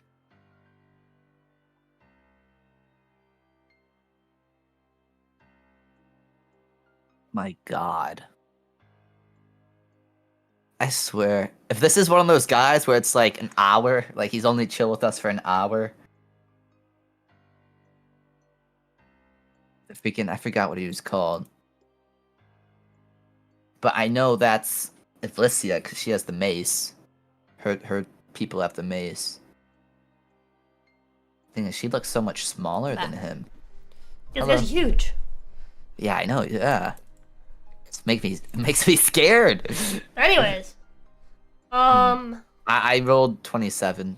27. You succeed. You don't get grabbed. Woo! Yogg seems to be annoyed. Anyways, it is now an Eye's turn. Oh, wish disintegrate. Highest level. That's 8th is the highest you can do with a wish Yep. spell. Ooh. What is the thing with Wish again? What do you mean?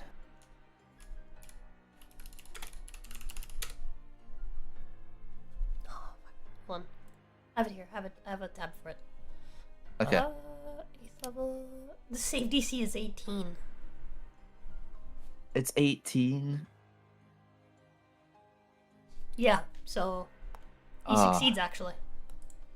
Wow. That is super, Unfortunate. super, super. That would have been game ending right there. But wait! But wait. Hold on. Hold on.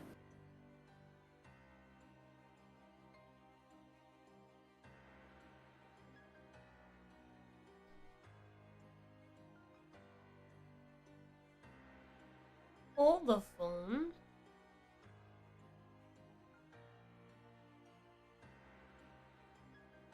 Holding the phone.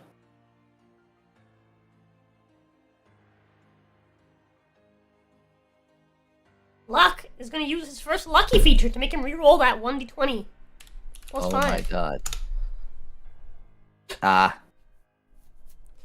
He tried. Twice? All 3 uses Okay. of his luck feature. Please, please, please, please. Bro just doesn't wanna. Bro! That would have been it right there. That's such a waste. That was such a waste. 23. Why'd you roll 18, 16, 17? Man said, fuck you, dude. He does Fuck not want to you. take it. Ugh. That is such a waste. He does Ugh. not get hit. Actually, wait, I'm an idiot. There was something else you could do. Oh, but that takes What? like a reaction. Oh. And you already used reaction this round. Hold on. Did he? Hold on. It's called cutting words. It is a feature. Any Baradic inspiration? sweet. Oh no. Cutting words. Oh, fuck off. Right? Where's cutting words? We need cutting words. Ability, you can see it makes an attack. Use your reaction. Yeah, we already used his reaction already. I'm pretty sure that, the divination wizard thing. That's okay. We just gotta Uses survive. his reaction. Let me double check. Maybe it doesn't. Maybe it's just a free thing. Let's see.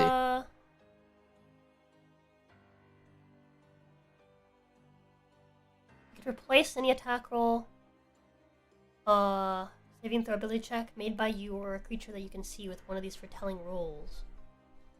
You must choose to do so before the roll, and you can do it once per turn. Okay, so it doesn't Once have per to turn. require a thing. So actually, you know what? He's not going to use his lucky feat. He's just going to fucking use cutting words. Because it doesn't use his reaction. So, Okay.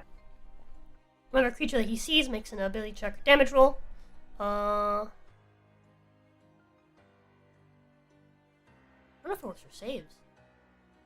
I think it's specifically ability checks and damage rolls. Never mind, it doesn't work with saves. Unfortunate. So, yeah, no. That Oh well, sucks. it's what it is. That's Use okay. all 3 of his lucky Yep. attempts to use it. But, Yogg resists! Yogg is a resistor. That's so sad. It is now Patrina's turn. She's now used... Oh, we had it lined She up. only had 1 turn before this. Now she's gonna use her 7th level spell slot for Disintegrate. Which Yogg... Ooh! Hog. Very Pog. Hog. Instead of Yogg, it's Pog. That's 13d6. Plus 40. But What's being this? doubled, so that's 162. Oh my god. That's not enough, but I think he's below. He's below 100. He is below 100. That's why I was saying that my Disintegrate would have been make or break, because her turn is right after his. that literally could have ended it if you just rolled below like Yeah, 12. it could have. It could have. But that's okay. Anyways, it's now the Balor's turn. And No way, this hoe. No way, this. No. Fuck this dude. No way. He pulls up, takes the kill from Yogg, and leaves. I'm gonna be so pissed. I'm gonna be so pissed.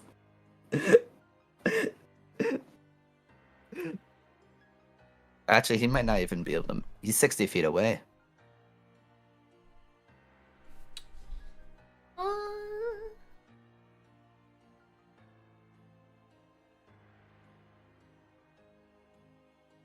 The Balor is going to flap its wings and fly towards Yogg with its long sword and whip. No Whipping way at he him as kills comes it. within range. No way he kills Yogg.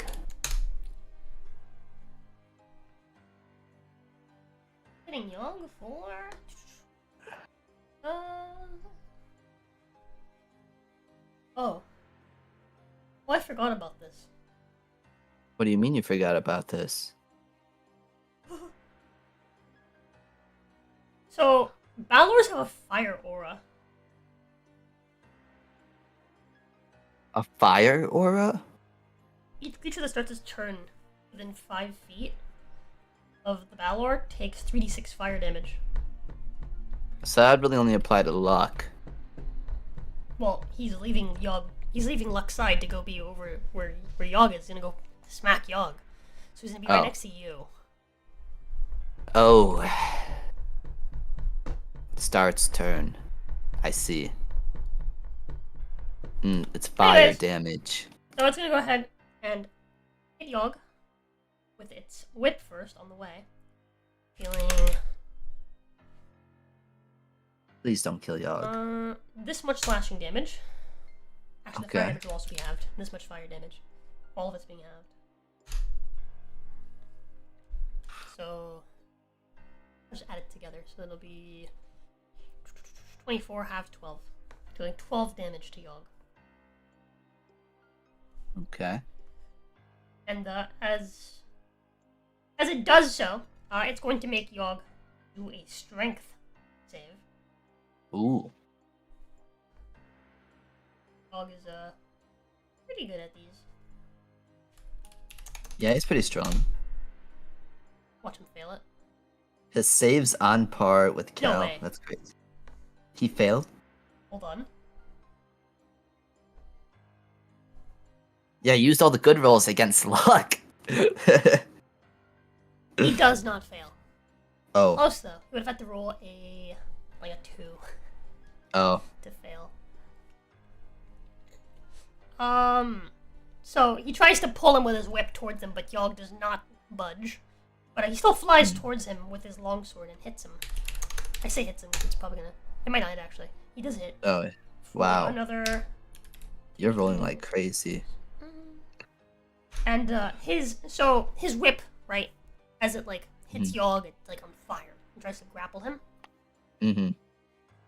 By the way, fun fact about Balors: if they crit, they triple the damage instead of doubling it. Wow.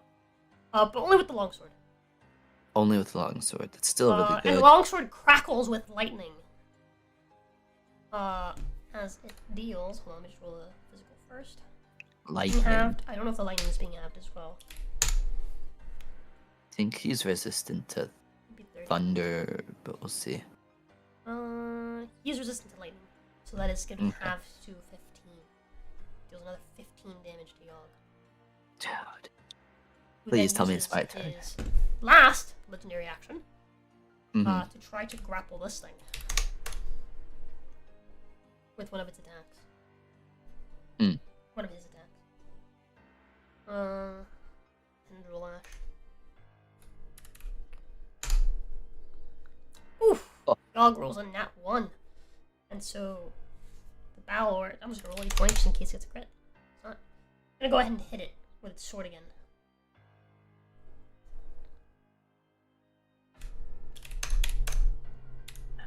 Yogg is like tenderized right now. Holy fuck! There's 21 Wait, damage what? to him. Oh my god. 21 damage Yogg. It is now back up to the top of initiative, and it is Yogg's turn. Yogg's gonna go ahead and regen a little bit. A little bit. A little Isn't bit. it like plus 50? And it's plus 6. It's plus 30. Oh. Ooh. That is clutch for him. That is super clutch. Oof. Just to see if he gets the other one too. Does not. Oh. That's okay. But he does get his devouring maw back. And as you can imagine, Use his devouring maw. so you, Balor, Exithanter, Nice already grabbed, and Patrina all need to make dex saves. I love deck saves. Oh god. I think I fail. Exithanter is going to use his Last. his last one to succeed.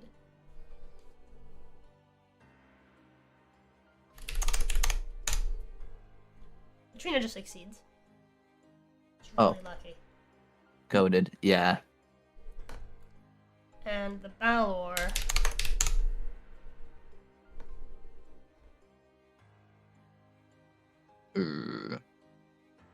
gets yoinked. Okay. So, what did you roll?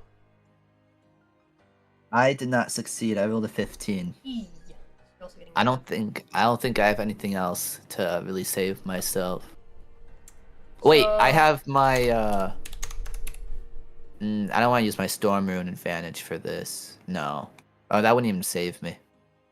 I already have advantage. deals 68 damage to you and the Balor. Half that to Ivlis, to Ithenter and Patrina. Ooh. Balor's taking some hit. Ooh. Ooh. And I he's cannot taking take 4. I cannot take another hit like that. I'm like severely bloodied. Ithtenter's almost dead. Same here.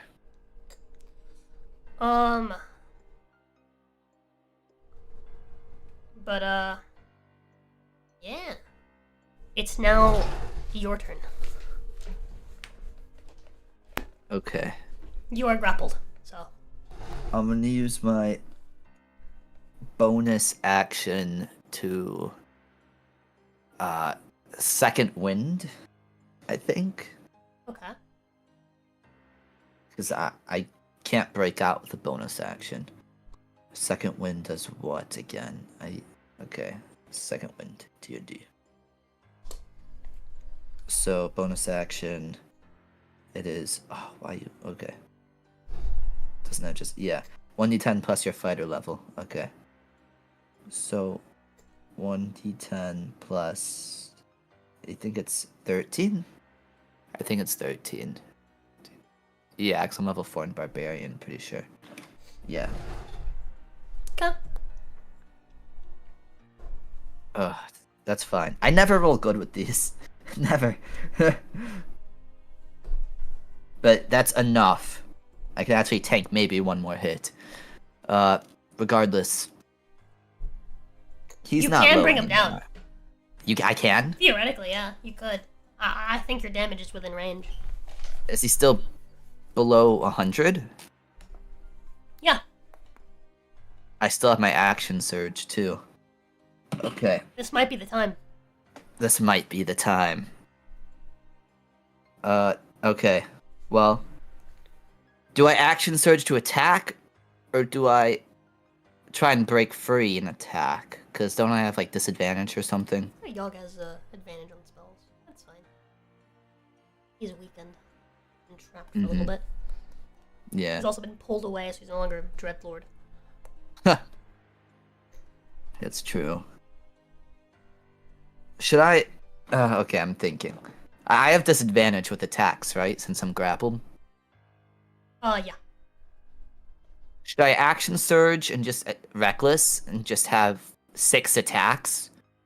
Or should I try and break free and get 3 attacks with advantage? Up to you. I think just the neutral, 6 attacks. Because with 3 attacks, I don't know if I could bring You him have a down. decent high to hit, so. Does have a high I DC. mean, these sound like the same thing, right? Except you technically have a higher potential, right? With so, the 6 attacks? This is literally like the debate on this one cantrip. Yeah. Well, there's a cantrip that's called. I forget what it's called. It's so fucking dumb. But there's a cantrip that is called. Let me go find it. Called True Strike. And the concept of True Strike is basically you use an action to give yourself advantage on your next attack. Right? On one attack on your next turn. Right? One attack. So on your next basically, turn. you instead of like let's say you have one attack, right? You use this and then you give yourself advantage on your next round. So now you have a higher chance of actually hitting. Right? Yeah. Okay, let's say that you But succeed, right? You succeed on your roll, right? On one of your rolls, and you hit him once. If you had just attacked both rounds, you're still rolling you could've hit twice, both. but you have a potential of hitting him twice. Yeah. And I'd 'Cause it- argue that getting more hits in would be better. Yeah, this is the same thing. You're basically saying, do you want to forgo 3 potential attacks to give yourself 3 additional rolls, right?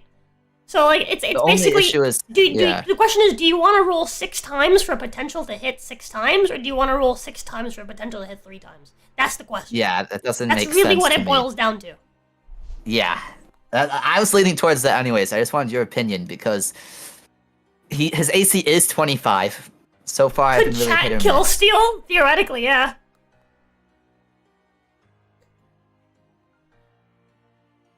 I'm not letting you do that. I'm just rolling. First attack misses. Second attack hits. Go. 1d8 plus 2 plus 1d8 plus 9 plus 1d6 plus 2. Everything but the 1d6 plus 2. So that's subtracting 3, so it's gonna be 22 damage. Big. Okay. So, third attack. Fourth attack. Fifth attack. Oh! Nat 20. But I Pog! don't think that's enough. If only that was my first hit. Go on. It might be. 20. So let's do. I swing like a baby now though with the 1d8 plus 9 plus 2. 14. So 28. But I'm gonna fire rune. I'm gonna use my fire rune, which should do neutral damage since he has resistance to it. And that is a 2d6 damage, I'm pretty sure. 2d6 fire damage. What does he have to roll? Nothing. A strength save, actually. I think. Hold on, let me make sure if it's a strength save or a check. Really quick. Fire rune. Yeah. You can invoke the rune when you hit a creature to summon fiery shackles. Extra 2d6 fire damage. Must succeed on a strength saving throw or be restrained for 1 minute. While restrained by the shackles, the target takes 2d6 fire damage at the start of each of its turns.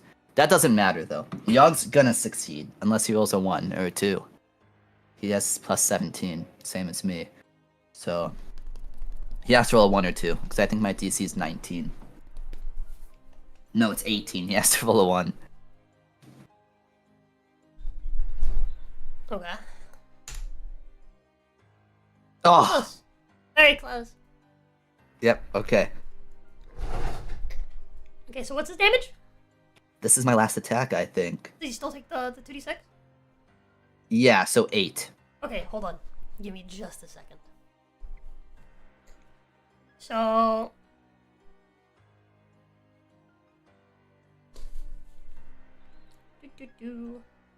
It'd be so epic if I got the kill. It'd be so epic. 28, 36, right? I think so. Yeah. So, you stab him, and you see as he, begins to slump down, as his body begins to sort of, wither. Do you attack again? Yeah, so... Yes. I'm gonna He- attack again. You've brought him down below 0. Yeah, you see as his tendrils begin to sort of, the ones that are holding, actually, it's holding you as well. They start to kind of lower, but they're still holding on to you. As he seems to fall unconscious. Or to be falling unconscious. Like a split-second decision. Do you keep attacking? Or do you... Once he's incapacitated... So... I hate you. I hate that you're giving me this. But... Cal would be... Okay, look. I didn't think Cal would get the finishing kill on this. I kind of want him to get the finishing kill. But I also want to see what you're blabbling about. I want to see... But... Cal would be in the moment. And he still has 1 extra attack, too. So, I think he would just keep striking. Like, he's just in the moment. He's just trying to hack at him and kill him. Go for it. Oh, I have to roll for it? Yeah. Okay. And I'm actually going to use my Storm Rune to give me advantage for this. 32. I don't even need that. I hit him again. Not gonna use advantage and hopes to get another 20. I mean, like, he's below a 0, and I hit him, but, like... I'm just worried I'll waste it, but the fight's practically over, I guess. Yeah, it was a waste. That's okay. 1d8 plus 9 plus 2. 15 damage. To Yogg.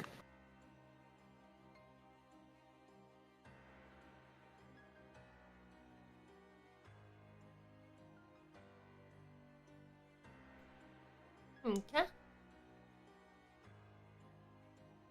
So is that your turn? Let's see, I think that was all 6 of my attacks.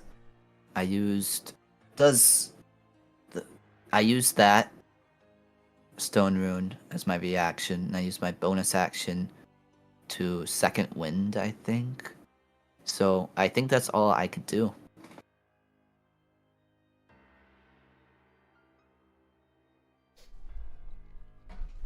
Okay. So as your turn ends, Yogg is crumbling. But in his last breath, you feel a surge. You take this much necrotic damage. Ugh. Okay, we're good. We're good. But Maybe. so does an eye. Okay. And so does the Balor.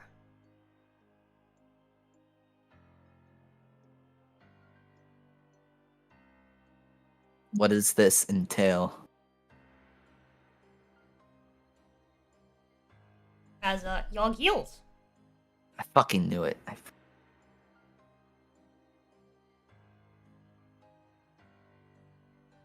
For 111 HP. Ugh. And he laughs. And he says that you cannot kill me. No. And it is now Luck's turn. Luck's Kill like, this well, bitch. for fuck's sakes. Right? This fucker just died already. And he's going to go ahead and cast a 4th level magic missile. Okay.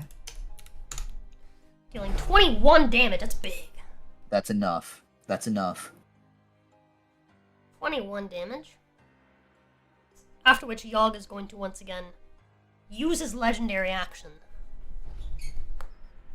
to once again try to slurp from you. For me, And deny. I'm gonna be honest here. I can't take another hit. Oof. Can chat save you? The thing is, should I save 47! myself? From you, from an eye, and from a Balor, which writhes in pain.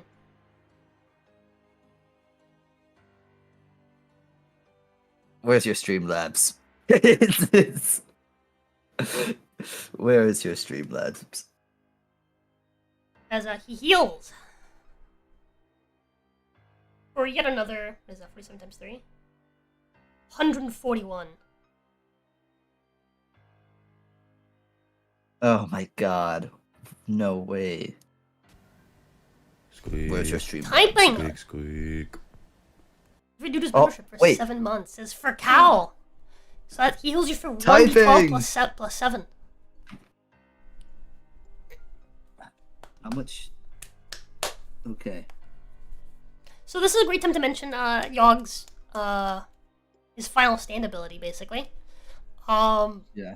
So if Yogg is grappled to anyone when he goes down, Mm-hmm. right? Like when the turn that like brought him down ends, Yeah. if he still has anyone grappled, he will absorb HP from them in his dying breath. And he can keep doing this. So the catch is basically you want to ideally have him not have him grappled to too many people that he can leech off of.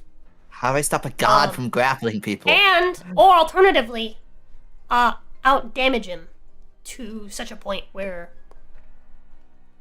you know. Yeah. So So- that when he heals back, it's not enough. 1d12 plus 7. Oh my god.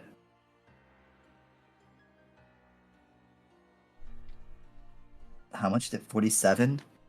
Yogg pulled a cow! Yogg pulled a cow! But anyway, Typing the goat.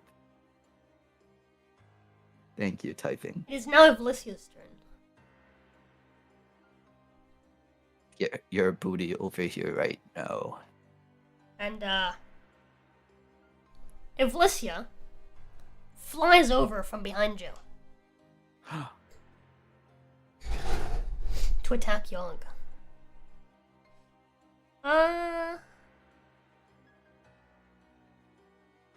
Actually.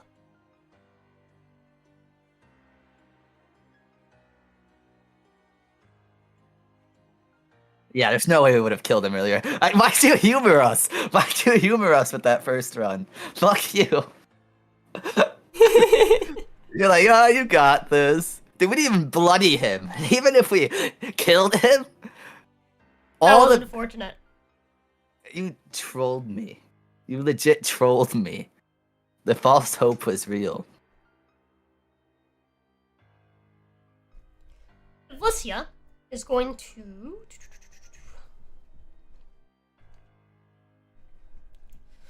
Do I want to attack or do I want her to attempt a spell? Well, can I be aware of what the spell is? She's gonna attempt to cast the imprisonment spell. What does that do again? Spell imprisonment. So imprisonment, can- 9th level. She could theoretically trap him in the amber with this spell. Or she could try using... What she was thinking to do was using the heavy chains Mm-hmm. to restrain him. Yeah. Along with all of his tendrils, obviously. Yes. So that he would, he'd be restrained, which would give him disadvantage on stuff, and you guys would have advantage on attacks against Yeah. him. The target must succeed on a If you just wisdom want to kill him. saving throw. Or she could go for the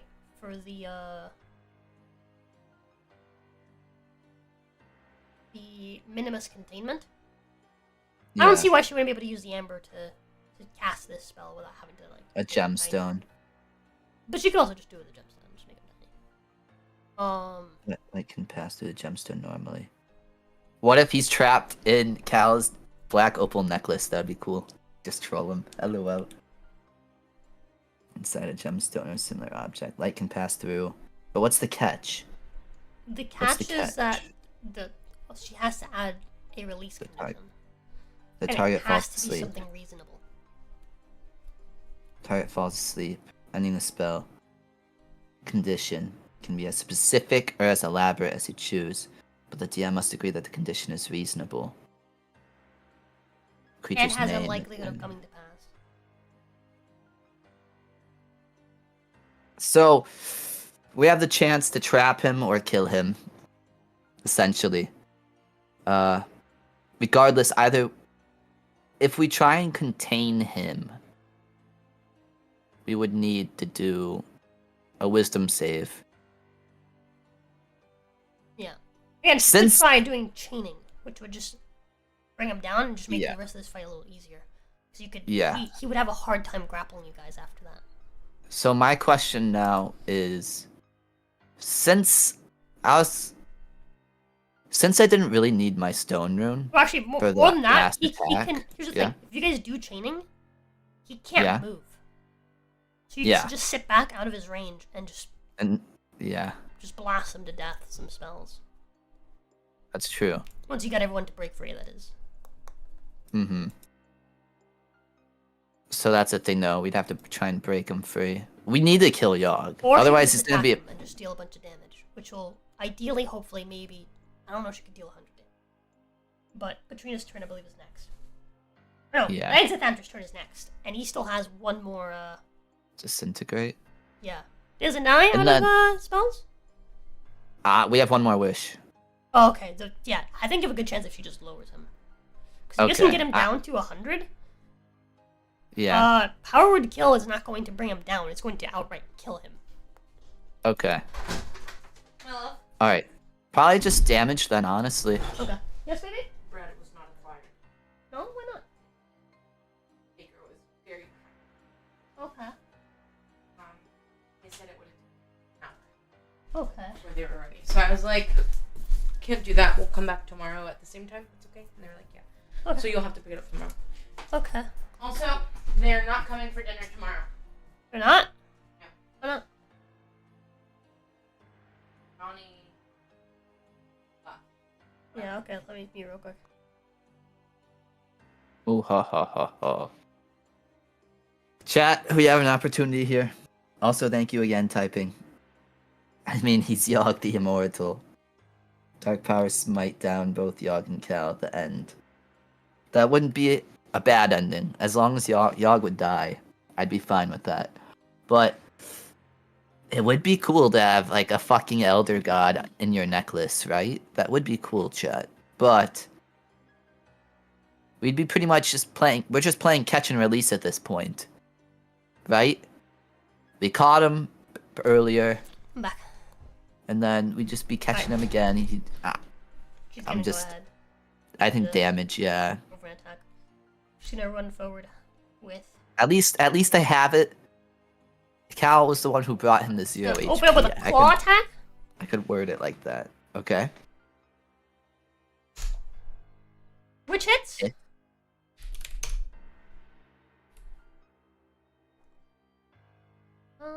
Dealing 19 half would be 9 damage. Not the best. We might be cooked. Oh no, Patrina, when does And she she's go? gonna Is she and- after now? She's gonna go for a bite, Okay. which also hits. At least they're hitting. Dealing this much piercing damage, so 11. Okay.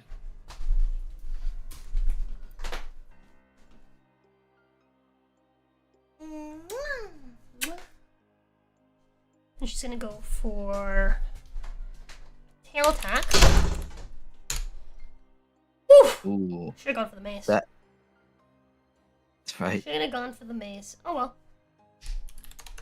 She's gonna deal full damage. Full 22 from that. Heavy tail slap. Wish it was. So me. she's at, Reminds like, me, 40. the art for Valicia is done, so I can post it. Hype?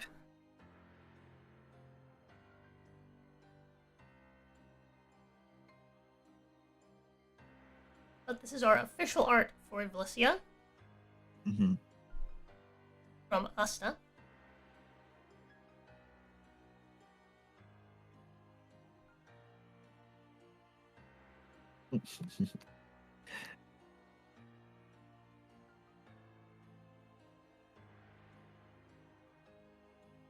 So there's that. Yeah. I actually have a couple versions that I can actually put on stream.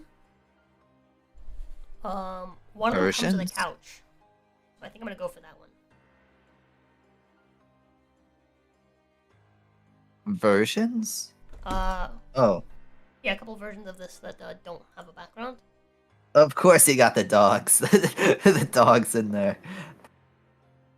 No, they're more like fangs.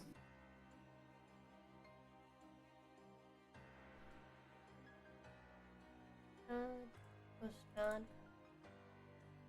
Boom.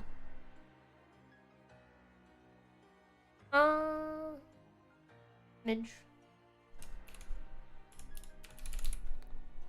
Oh, we haven't had an eye on here this whole time. Oopsies. No! Get an eye in here, no. My MILF radar is beeping out of control. Yeah, she is a MILF. I just get a full screen real quick. Oh, whoa, whoa, whoa. Daddy in the house! Hold on! Oh, I know exactly where you're gonna put her. Look at that, chat. God damn. Look on the thighs, bro. Yeah, those thighs are crazy. Typing gets it. Somewhere like there, but all the way in the background. Maybe.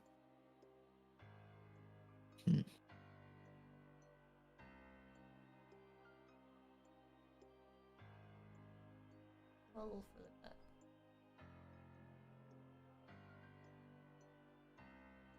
It's gotta be behind all the foogies. Yeah, maybe like. Oh, there we go. Do you think it'd be better if she was like mirrored? She was facing the other way, or? No, and I'll explain to you why in a second. Okay. Oh, it's an eye. Maybe. Oh, she's gonna be sitting there? It's like sitting on her lap.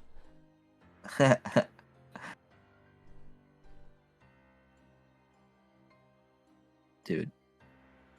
The Cow Squad has a lot of baddies.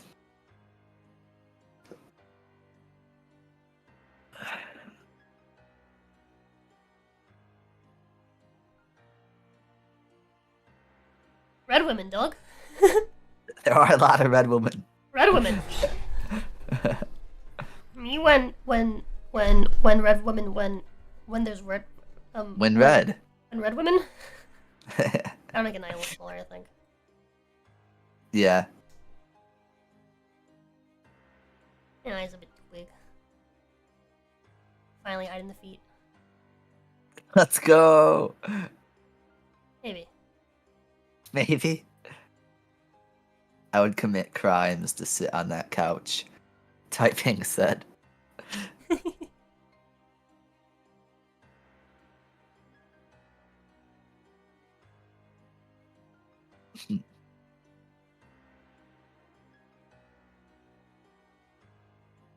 There you go.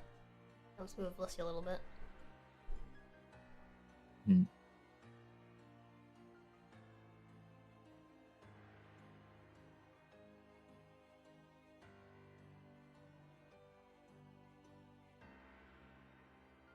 Bet. Alrighty. That. Hot women in the house, chat. Alright, so. Mace attack next. Or something. She just tailed for crit. Right. Solid 22 damage. Yog. Yeah, this 22? Yes. IDK. I think I did. I didn't look at the stat sheet. I could take a look and make sure.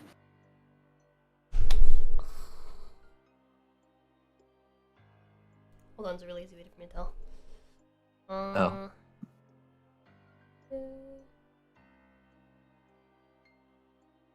Also, 11. It was 22, it was 11, and then it was how much? And it was 22. 9. Yeah, okay, so I did add it. So, 9, 11. Okay. And I'm gonna go for her last attack. Yeah? I just learned sad lore. Sad lore. Sad You made Valicia miss.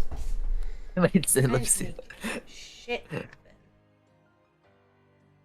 What's your sad lore, baby? Okay, you don't play Minecraft, Oh, yeah. but you know what ghasts are, right? Yeah. Oh my Like in the god. Nether, those big thingies. Yeah? So apparently, You just learned that they're babies? no. Oh, you haven't learned that part yet. Not babies. What the fuck? Anyways, they're water creatures that are trapped in the Nether, and that's why they're constantly crying. And also, ghasts cry on their children to keep them alive, because their tears have regenerative properties. Uh-huh. And that's why they're crying all the time. They're not meant to be in the Nether, and they're meant to, you know, be. Yeah. exist in the Nether. Jin, I swear to God, you know you're not supposed to be in here. Fun. I thought it was gonna be something worse, like, oh, can you mute or something? Sad I got really sad lore. So Yeah, I just you know the remembered game something. Minecraft. I forgot about doing another effect for luck. Anyways, bye. Oh, you can keep forgetting about I'm those. leaving. Oh, it's another one. Okay. A 9 is still not great. That's fair. Give me an idea, 1 through 3 is an extreme effect. 4 through Okay. 9 is a moderate effect, and then 10 to 20 is a nuisance effect. Okay. So this is a A moderate. nuisance. Moderate. Oh wow. right. This is terrible, actually. Luck and all Really? creatures within 30 feet of him gain vulnerability to radiant damage for 1 minute. You know who's not near Luck? Who? Yogg. Oh. That So would have been basically, so him nice. and the casters. Could have just melted him. Anyways, so she misses with her mace. Big unfortunate. Big unfortunate. Big You hate to unfortunate. see it. You hate to see it. Indeed. Anyways, so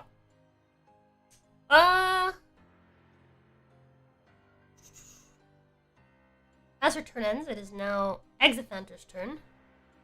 He's casted it at 9th, 8th, 7th level. It's time for his 6th level, right? Oh no, he casted the 6th level one already, didn't he? Yeah. He No, did. he casted a He low did one. purposely. So what he has left is a 7th level one. Okay.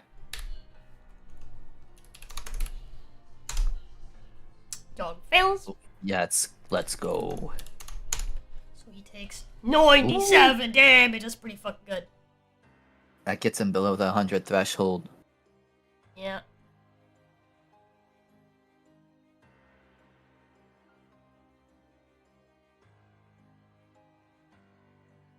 And it is now Anai's turn.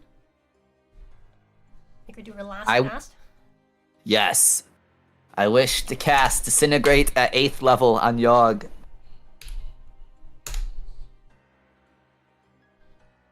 That is. I have a question. I have a question. Success. I have a question. Yeah. So, I know for that last attack, I used my stone rune, but I didn't need to use it. My first roll was good. Hypothetically, could I use it now instead? No. Okay, But very fair. Anai failed, or rather said, Young succeeds. And finally, Petrina points at him, Ah, and she casts Power Word Kill. Ah. 228. We document it. She utters a word of power. Compel one creature she can see within range to die instantly. Creature she chooses has 100 hit points or fewer, dies. Otherwise, the spell has no effect. And thus, the spell has no effect. What? Has no effect? What do you mean Yogg has no doesn't- effect? Yogg doesn't have less than 100 HP. He has 65 HP. But he also That's has less- 159 HP from an eye. And he also has 110 HP from the Balor.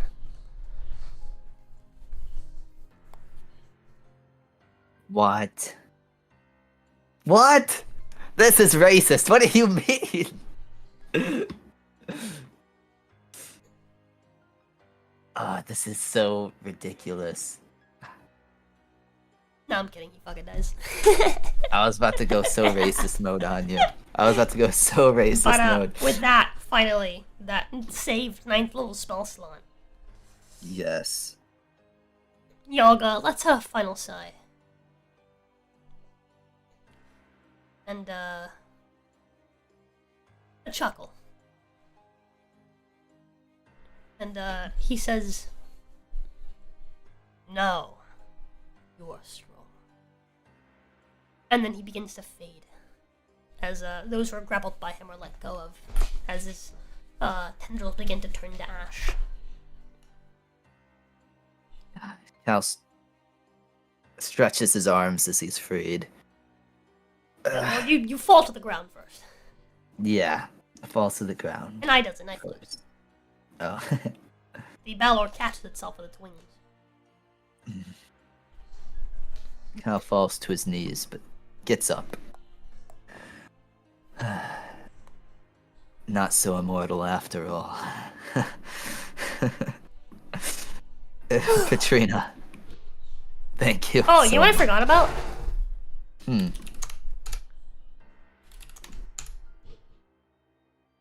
How many rounds has it been? 3 or 4. Okay, so let's say 4. So it's 1 death point, 1 success. Death points. Oh no! Mordecai dies. Oh shit. Nobody healed him. LOL. That sucks. That sucks so much. Yeah. Exathanter walks over to Mordekainen's corpse. Immediately as the fight ends, as you're all kind of like sighing in relief. And he Yeah, says, Cal's like hugging an eye. "Not so bad to rely on a phylactery after all, is it?" Just immediately down talks him. And then he casts Animate Dead to turn him into a zombie. He does? No, I was about to say we could resurrect him. he then pulls out a small diamond from his his robes, and he casts Revivify on Aw. Mordekainen. Wakes up in a oh! What has occurred? Is it dead? Yogg is dead, yes. Oh, thank God. Cal would walk over. felt So, what's death. remaining of Yogg's corpse? Creature tried to turn me into a lich, bring me back to life, but I said no. Damn liches. Well, it And was that lich that walks away. it was that lich that saved you. So, He spits. Thank you. thank you. No trouble. I guess Cal kind of looked down. This is What? Yogg right now. Avatar, this is Yogg.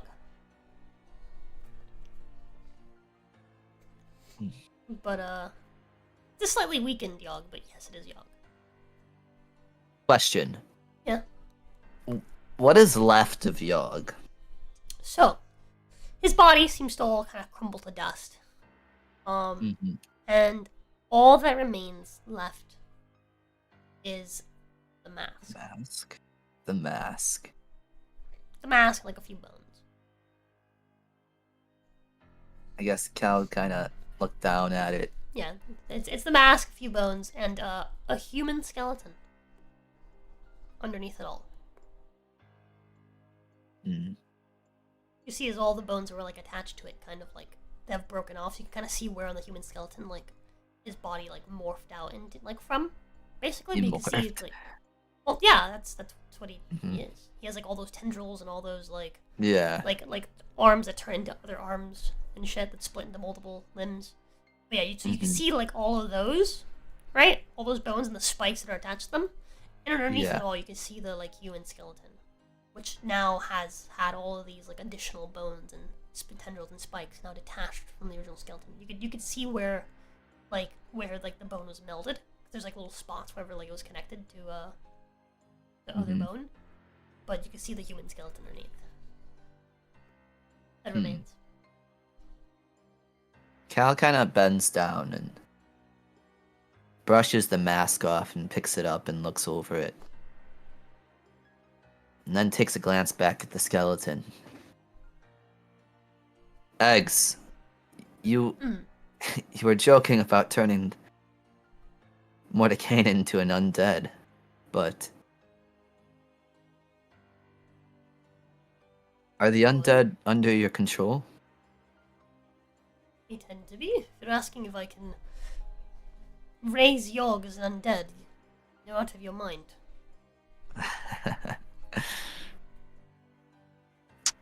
I just felt a little bad, is all. I offered my hand out, but him and I are alike like that.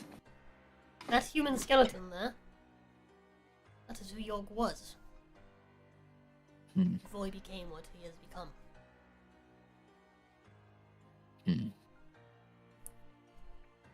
Do you think the mask is what did that? No. It was the hunger.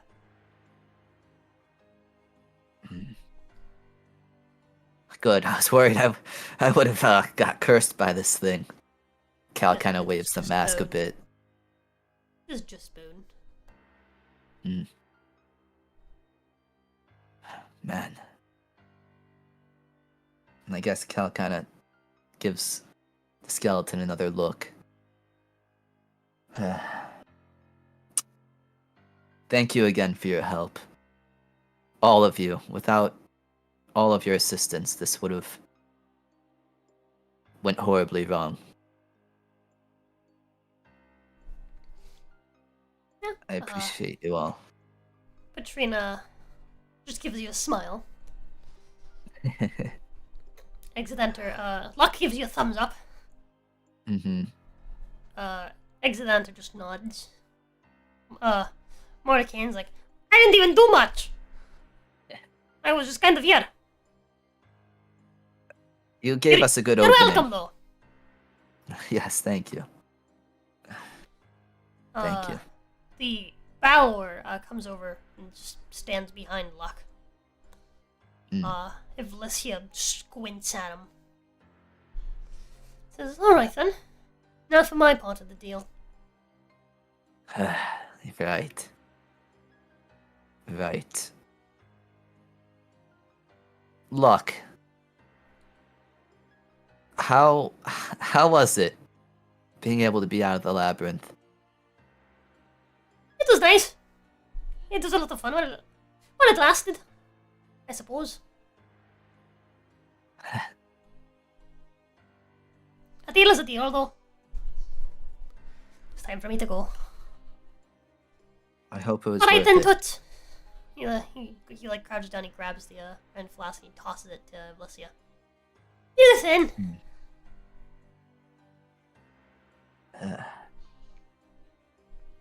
And like a fucking Pokemon trainer fucking pulling the pressure on back. She fucking uses the iron flask on Unlock.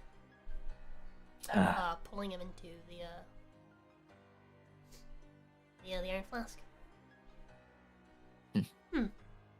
Lovely. And as she does this, the Balor begins to breathe heavily, deeply.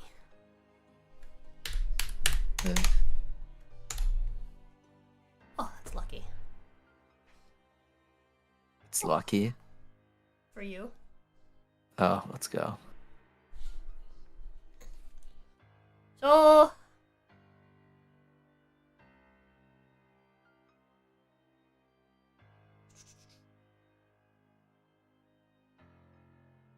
hold on. Does this work?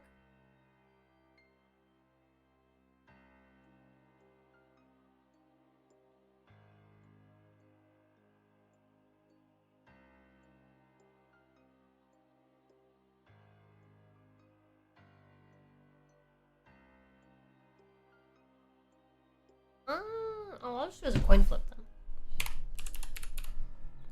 Tails it happens, heads it doesn't happen. Actually, What?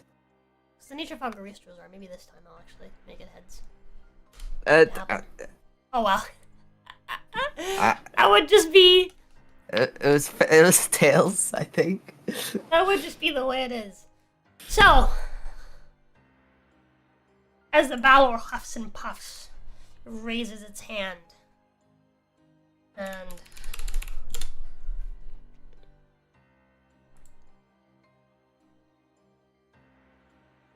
one of these appears.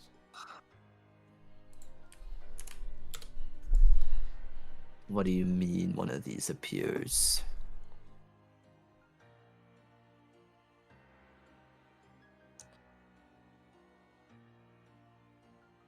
By the way,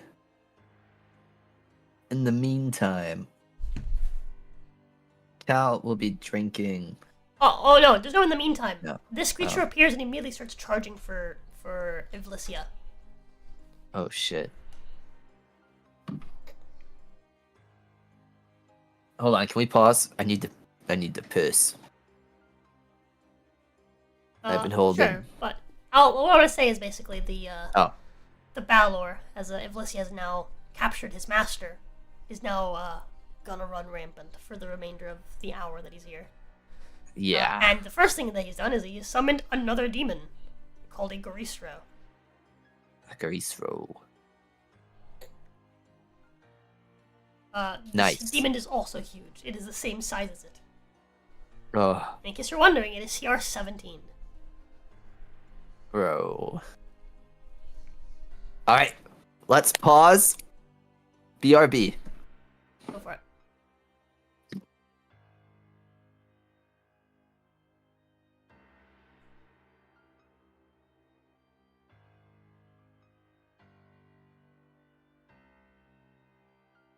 Do do do.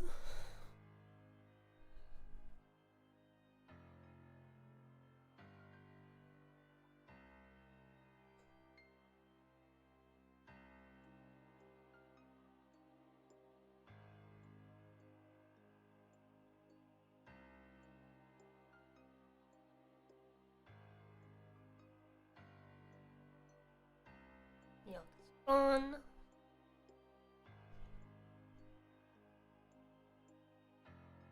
Ivlicia, Patrina, Balor, Garistro. Okay. This is gonna be fun.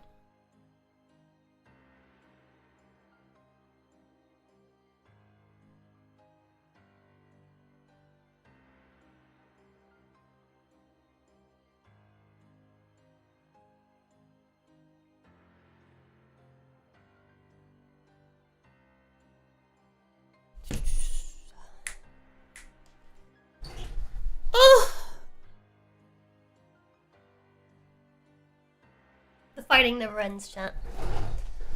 But, we do have... I was gonna wait for DJ to come back to say this, because we're ending here. This is gonna be the end of the of the side story. I hope you guys have enjoyed it. This is just gonna be a fight for the party to basically walk in on the J, because the party's now in Barovia as well, and the next main session is literally in like an hour. But the party will be walking in on the J, fighting a couple demons, not knowing what happened beforehand, basically. That'll be fun. But yeah, Yogg has finally been defeated. What do you guys think of the side story?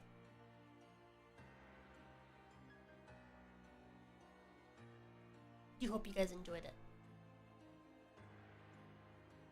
There's gonna be a small break from doing like members only D&D stuff. I'm gonna let Pei do some members only content for a little bit. And then I'm gonna come back and start doing the D&D 5e revisioning stuff. I am back. Hey, I was just telling Hello. chat how we're done. This is just so this fight now is gonna be basically like what the party joins up on you for. Oh, this is when the party joins? Yeah. Okay, so we're pausing. We can do a round if you want. Ugh. I was gonna stop at 3. So our main session's gonna be at 4. Okay. 5e revisioning will be members only. Yes. So I'll be revising D&D 5e in members only streams. If you guys think that's interesting, I don't know. I feel like you guys might find that boring. Because mostly just be me writing notes and being like, no, I think this is better like this. No, I think this is better like this. There'd be a lot of me writing notes, a lot of me going back and forth with you guys, but also with like ChatGPT, right? Because I feel like ChatGPT is really good for like having ideas, which I can then be like, yeah, that's a good idea, yeah. which I can then refine, right? Mm-hmm. If I'm having like a creative block, I'll ask ChatGPT to give me some ideas, and I'll be like, Like, I usually don't use the ideas that ChatGPT gives me, but usually it gives me, like, how to put this? It acts as like a jump pad for then my ideas to then be like, oh, this isn't great, but this gives me another idea, right? Mm. So, yeah. So, I have a You guys will question. find interesting. I don't know. What? I am at 2 HP. I want to be honest. I'm at 2 HP. I'm thinking really hard right now. Do you want to do a round of combat, or do you want to wait? I don't want them to come back to me cooked. That would suck balls.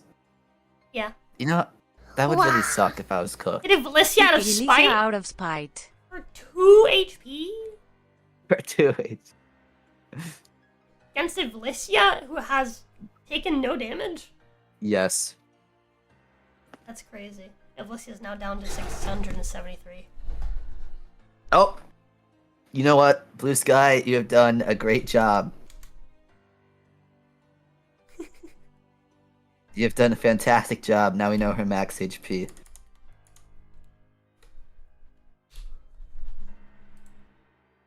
My wife's calling me. Hold on. Okay, Huh? chat. I don't know, man. second. I don't know. I got the epic ending I wanted.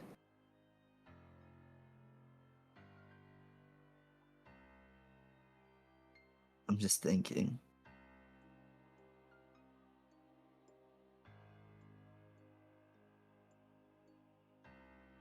Because the thing is, I mean, Cal could just like back up.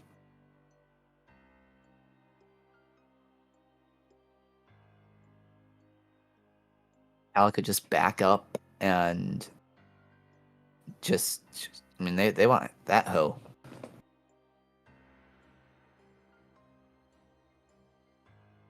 Because I don't know what to do. I feel like waiting would probably be the best move. Typing, please don't. No, please, typing, no. No, please. That's the one. I don't Okay, want to feel like so- a bitch in the party. we're gonna wrap up here. Alright, hope Okay. you guys did enjoy the members only. Let me know, do you guys want to see me do D&D 5e, like, revision streams? Do you guys think that would be interesting for me to watch? Just to give you a bit of a tease, right? I've been holding on to this, but I haven't shown it to anyone yet. Let me swap over to Typing's already saying I want. game screen. And let me show you guys the notes that on the Ranger that I revised. The Ranger revision that I did. You guys tell me what you think. And then, because I'm gonna be playing this Ranger revision along with the revision for Drake Warden that I did. I'm gonna be playing that. What the fuck is this? Here we go. Oh, this is like in front of me though, not this. Lame. I'm actually be playing that during our campaign with Jacob. Should be starting up probably somewhat soon. Now that we've wrapped this up. Yeah. But you can with the new campaign play with your revisions, the one ran by Jacob. Just my character. My character's gonna use the Ranger revised. Just to play test it basically. Just because this is the one thing I actually have done so far. I haven't revised the rest of the campaign, like the rest of D&D 5e yet. But I will probably do a new campaign in the future later on, which I will use the revised rules for once I'm done with them. Because it's gonna take a while for me to revise all the rules. It's gonna be a while. I'm talking about revising every single class, every single subclass. Some of the basic rules, gonna be like readjusted, retuned, perhaps full on changed. It's gonna basically be a new system, using 5e as like kind of like the base, like basically using 5e as like a starting point. But to give you some examples, right? To give you an example, this is my Ranger revised, right? So Ranger, the issue that I basically identified when I was like, at first I was doing a revision for Wyvern Guard, because Wyvern Guard sucks. All of the Ranger companion subclasses suck. They're all terrible. By the time you finish WCO Release 6th edition, yeah, maybe. Probably not, actually. I think I worked faster than that. But for context, I did this in like 2 days. Full revision of Ranger, and a full revision of Wyvern Guard. Actually, I don't even think it took me 2 days. I think I did it in 1 day. But at first I was revising Wyvern Guard, right?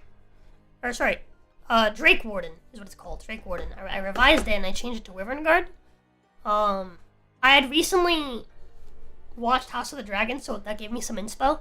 Because I feel like it has the same vibe of what Drake Warden is going for. Just Drake Warden is stupid. Just conceptually. So instead I made Wyvern Guard, which just seemed like it made more sense. And whatchamacallit. And then I realized that just making the companion classes good doesn't necessarily make Ranger good. The issue with Ranger is that its subclasses are good, generally. Though a lot of them are front-loaded. Which means basically, there's not a lot of reason to commit to Ranger. And more so than that, putting too many levels into Ranger means that you waste a lot of levels for, like, even if I make the abilities for Wyvern Guard really, really good, that's really high commitment to a class that doesn't give me a whole lot. Just to have some good subclass abilities. That makes sense? Because Ranger by default just kind of blows. It's very front-loaded. And I get why. But it just doesn't make a whole lot of sense. Like, it's just a lot of Ranger's abilities. Hold on. So, right off the bat, Ranger gets favorite enemy, right? Which is favorite foe is Atasha stuff, which honestly helps. It does help. But I feel like it's like putting a bandage on a massive gash that is basically the power vacuum that is Ranger's base class, right? Because the subclasses are good. The subclasses for Ranger are some of the best subclasses in the game, but base Ranger just sucks, right? Favorite enemy, right? It basically makes you have advantage on wisdom survival checks to track things, and intelligence checks to recall information about them. Cool. Ranger subclasses don't do anything that more interesting. Classes don't do better. And more interesting classes don't do better. I disagree wholeheartedly. Whereas Ranger unironically has some of the most overpowered and just like generally really strong abilities of any subclasses in the game. To the point where like it's almost always worth like dipping into Ranger for something. Almost always. Off the bat, I think of Monster Slayer, right? Which has the Slayer's Eye ability. The only issue is, right, to make Slayer's Eye really good, you want to go down and get Relentless Slayer and Slayer's Counter, right? But to get those things, you have to dip really hard into Ranger. And again, Ranger's base class sucks. But Slayer's Eye on its own is pretty good, right? And you also get some spells. Or Ace, but you get protection from evil and good, right? Which is nice. Wait, this is archive though, right? This is Unearthed Arcana. There is a Yeah. version of this. Sorry, yeah, that's the Unearthed Arcana version, but there's an official version. This is the official version. Oh, okay. It's the same thing. It's called Hunter Sense. Sorry, but yeah, there's also Slayer's Oh, okay. Prey. You get both of these. Alright, Super Hunter Defense is pretty good. And Slayer's Counter is again really good. But Hunter Sense, right? So as an action, you can choose one creature within 60 feet. You learn whether that creature has damage immunities, resistances, vulnerabilities, blah blah blah blah blah blah. Right? It's an ability that there's a fighter subclass that gets this ability, but it's just not as good, basically. And you can do this more often, and you get it earlier. And Slayer's Prey allows you to focus your eye on one creature, right? So it allows you to deal extra damage to it. So as a bonus action, you can basically designate it as your target. And each time that you hit it with a weapon attack, it'll take an extra 1d6 damage. So basically, like this, along with Hunter's Mark, you can stack multiple damage values to just add damage, right? And there's other like abilities that hold on, actually I'm gonna show you what I mean. But so Slayer's Counter allows you to gain the ability to counterattack whenever your prey, so the thing you have marked, tries to sabotage you. So it makes you make a saving throw. You can use a reaction to make one weapon attack against the quarry, and if you make the attack immediately before, you do the attack before the saving throw, and if it hits, you automatically succeed on the save.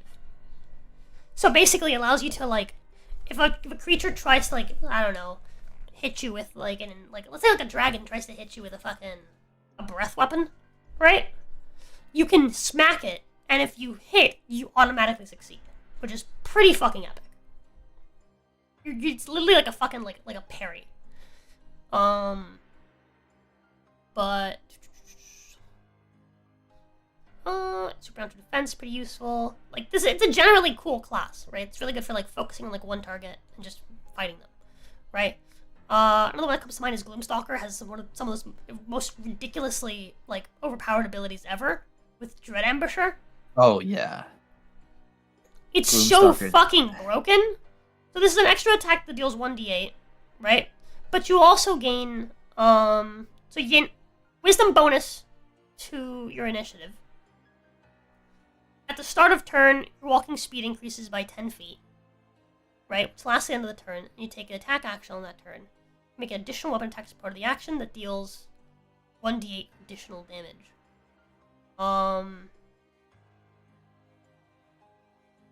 Yeah, that's insane. Right, and then you have Umbral Sight, right? So it gives you dark vision, right? If you already have it, it increases your dark vision. And while you're in darkness, you're invisible to creatures that rely on dark vision to see you. That is so fucking busted. Because if a creature doesn't have dark vision, it can't see you in darkness anyway. And if it does have dark vision, then you're invisible to that creature. That is like so unique to this subclass, and it's so strong. Hunter is super basic, but at the same time, like, pretty cool. It gives you an option to have, like, AoE abilities, like Horde Breaker. Right, so once on each of your turns when you make an attack, you can make another attack with the same weapon against a different creature, right? Giant Killer gives you, basically makes it so that you can use a reaction to attack something that hits you if it's larger, so if something's larger than you, you can basically, like, reaction attack it after it hits you. And Colossus Slayer just gives you more damage, right? So pretty simple, right? You can deal extra damage once per turn, you get extra 1d8 damage. Simple as. Right? If you hit a creature that I believe is missing HP? Yeah. So it's good for, again, just chunking down. So you can basically build Hunter to focus on different things, right? To focus on large creatures, right? To focus on single creatures like boss enemies, right? To focus on hitting multiple targets, right? And the same follows through into your defensive tactics, right? You can do Escape the Horde, which gives you biggest opportunity attacks against you have disadvantage.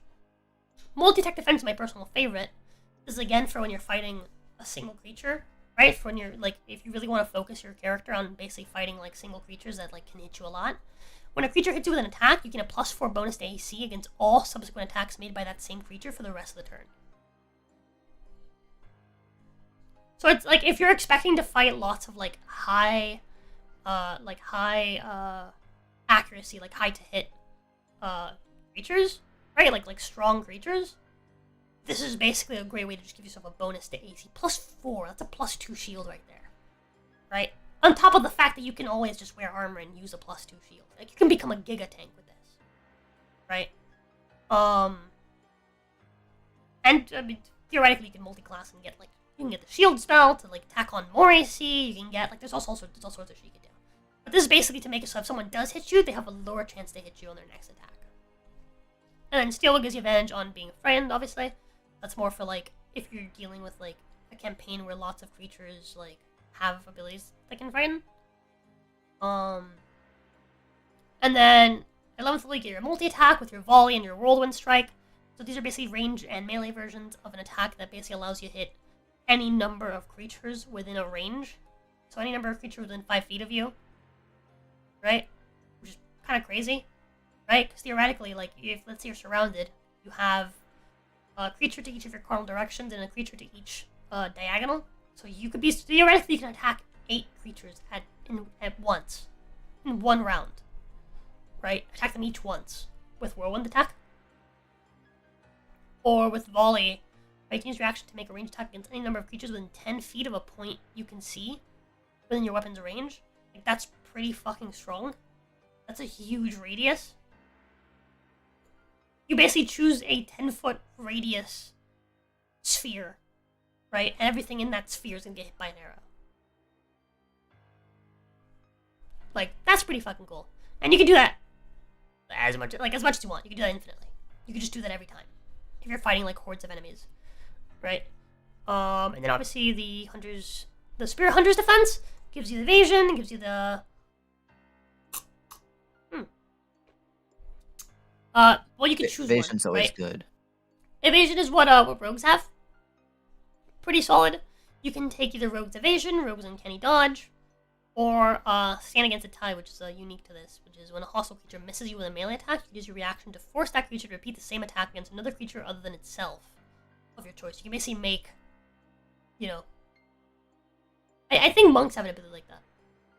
I think that's new. Oh, no, that's, This is... I think that's with a drunken monk, right? Yeah, I think Drunken Monk has an ability like that. I think. But yeah, like, those are pretty fucking cool abilities, right? And Drake Warden is conceptually really cool. Beastmaster, everyone loves the concept of Beastmaster, but Beastmaster just fucking blows. Right? So it's just like...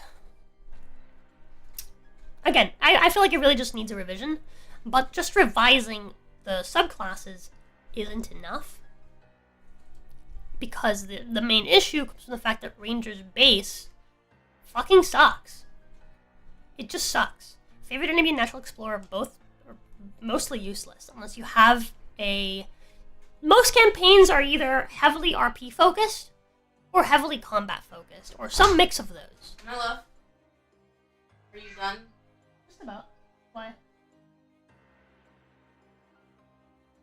Give me a second.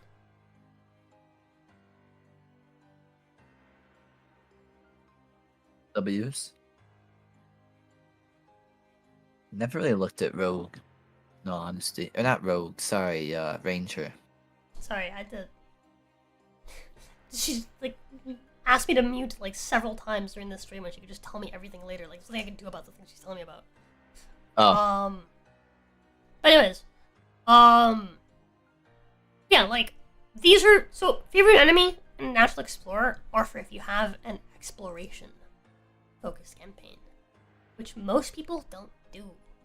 Because guess what? exploration is not that fun when you can't see what you're exploring. Like, you know, it's like, yes, I can describe things to you, but I don't think anyone, I don't think literally anybody considers it the exploration to be the fun part of D&D. Right? I feel like everyone considers to be like, you know, the role play or the combat, right? Those are the parts that people typically enjoy in D&D. And sometimes both, right? Those things mixed. The exploration's more of like it's like a side aspect. So it makes no sense to have an entire class have abilities that are almost entirely centered around the exploration. Because it's like this ranger's basically useless into all other aspects. Fighting style is cool, obviously. They have some minor spell casting, but it's just a few spells that are ripped from Druid, and then they have like a few unique spells which are pretty neat, but they lose their value really quickly because most of them deal physical damage. So yeah, it loses its value really quickly. You get canny at first level, which is really good. You get what? You choose canny? No, this is a Deft Explorer thing. As in, this is a Tasha's thing. This is a new thing that they added. Oh. This is Tasha trying to, again, put a bandage on it. Yes, canny is really nice. I do agree with you. Canny is, honestly, really, really solid. It gives you a double proficiency, like, right off the bat. Just from one level, yeah. Yeah, with just one level. Canny's really solid. I'm not gonna lie to you. Yeah, Moving isn't it's phenomenal. terrible. Tireless is pretty cool. Kind of. Tireless is okay. But, yeah.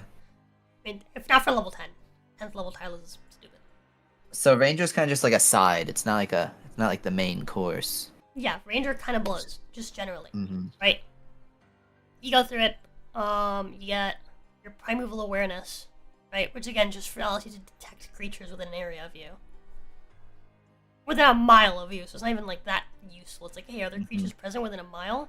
Oh, and if one of them is, if it's that creature is your chosen, like your favored creature type, or no, if you're in your favorite terrain, you can detect creatures to 6 miles, which makes it actually more useless rather than being better, because that means you don't know if that creature is closer or further from you by even greater distance now, beyond the horizon. Twice. So it's just like, it's not a great ability, right? You get 1 extra attack, you don't get 2. Obviously you have your extra attack abilities, which are nice, but that's only if you pick Hunter. Yeah. Right? Hide in plain sight is like a camouflage, but it's a non-magical camouflage. Right? Swarm It's Keeper like, is kind of cool. Right? You get a big bonus to dex if you try to hide. Right? But this is like only useful. This is useful for maybe the first round of combat if you're setting like an ambush. And it's only gonna help you. It's not gonna help everyone around you. Right? So it loses its value. Land Stride's cool. Right? No doubt. Vanish is nice, because basically if you hide, you can't be tracked by magical means either. Right? But at level 14, like, is that really what you want, level 14? Right? Being 14, like, some classes get their, like, final ability at level 14. Right? Their final, like, big subclass ability at level 14. And you're getting this. Like, fuck, that sucks. That's terrible. Feral senses, you can personal senses help you fight creatures that you can't see. So you get blind sight, basically. At level 18. At level 18, bro. Most campaigns are done way before you even get to level 18. We've been doing this campaign for 2 fucking years, the players aren't level 18 yet. Blind Oh, sight? from killing Yogg, do we level up? No. Exactly. That is why, chat. That is why, chat. We killed an Elder God. I We give you killed your an level for Elder this. God. I give you your level for this campaign early. Down payment. I Down did. payment. XP. good. I was hoping it would help you kill him. It did. But anyways, and then there's Foe Slayer, which is... So you become Imperiled Hunter of your enemies. Once on each of your turns, you can add your Wisdom modifier to the attack roll and the damage roll an attack you make against one of your favorite enemies. You can choose to use this feature before or after the roll, but before any attacks or any effects are applied. So this is pretty good, right? You get to add your Wisdom damage, the attack and damage of your roll. Like, that's pretty cool. And you get to do this once per turn, right? But here's the thing: you get to do it once per turn. At level 14, right? Fucking wizards that are doing blade dancing can do this with intelligence at level 14. And it's on every attack. Not just once per turn on an attack. It's every attack. And they also get 2. Just like, you know. Warlocks can do this at level 12. And again, it's on every attack.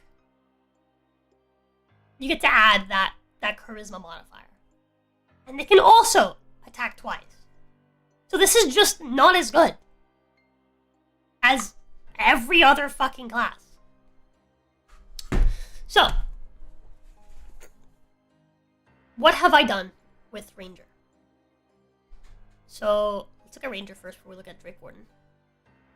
First level, you get a favorite enemy, and this actually does something. This actually does something besides making you better at tracking them. You gain proficiency in a skill or armor, and a wisdom mod per day modified first level spell based on the type of enemy that you specialize in fighting. For those that require a save, the DC is based on your wisdom, right? So actually making things, go off of wisdom, which is your ranger second ability, second stat, right? So the first one is Bounty Hunter, so you specialize in hunting men and beasts alike. You gain proficiency in Investigation. You can cast Ensnaring Strike a number of times per day, equal to your Wisdom modifier.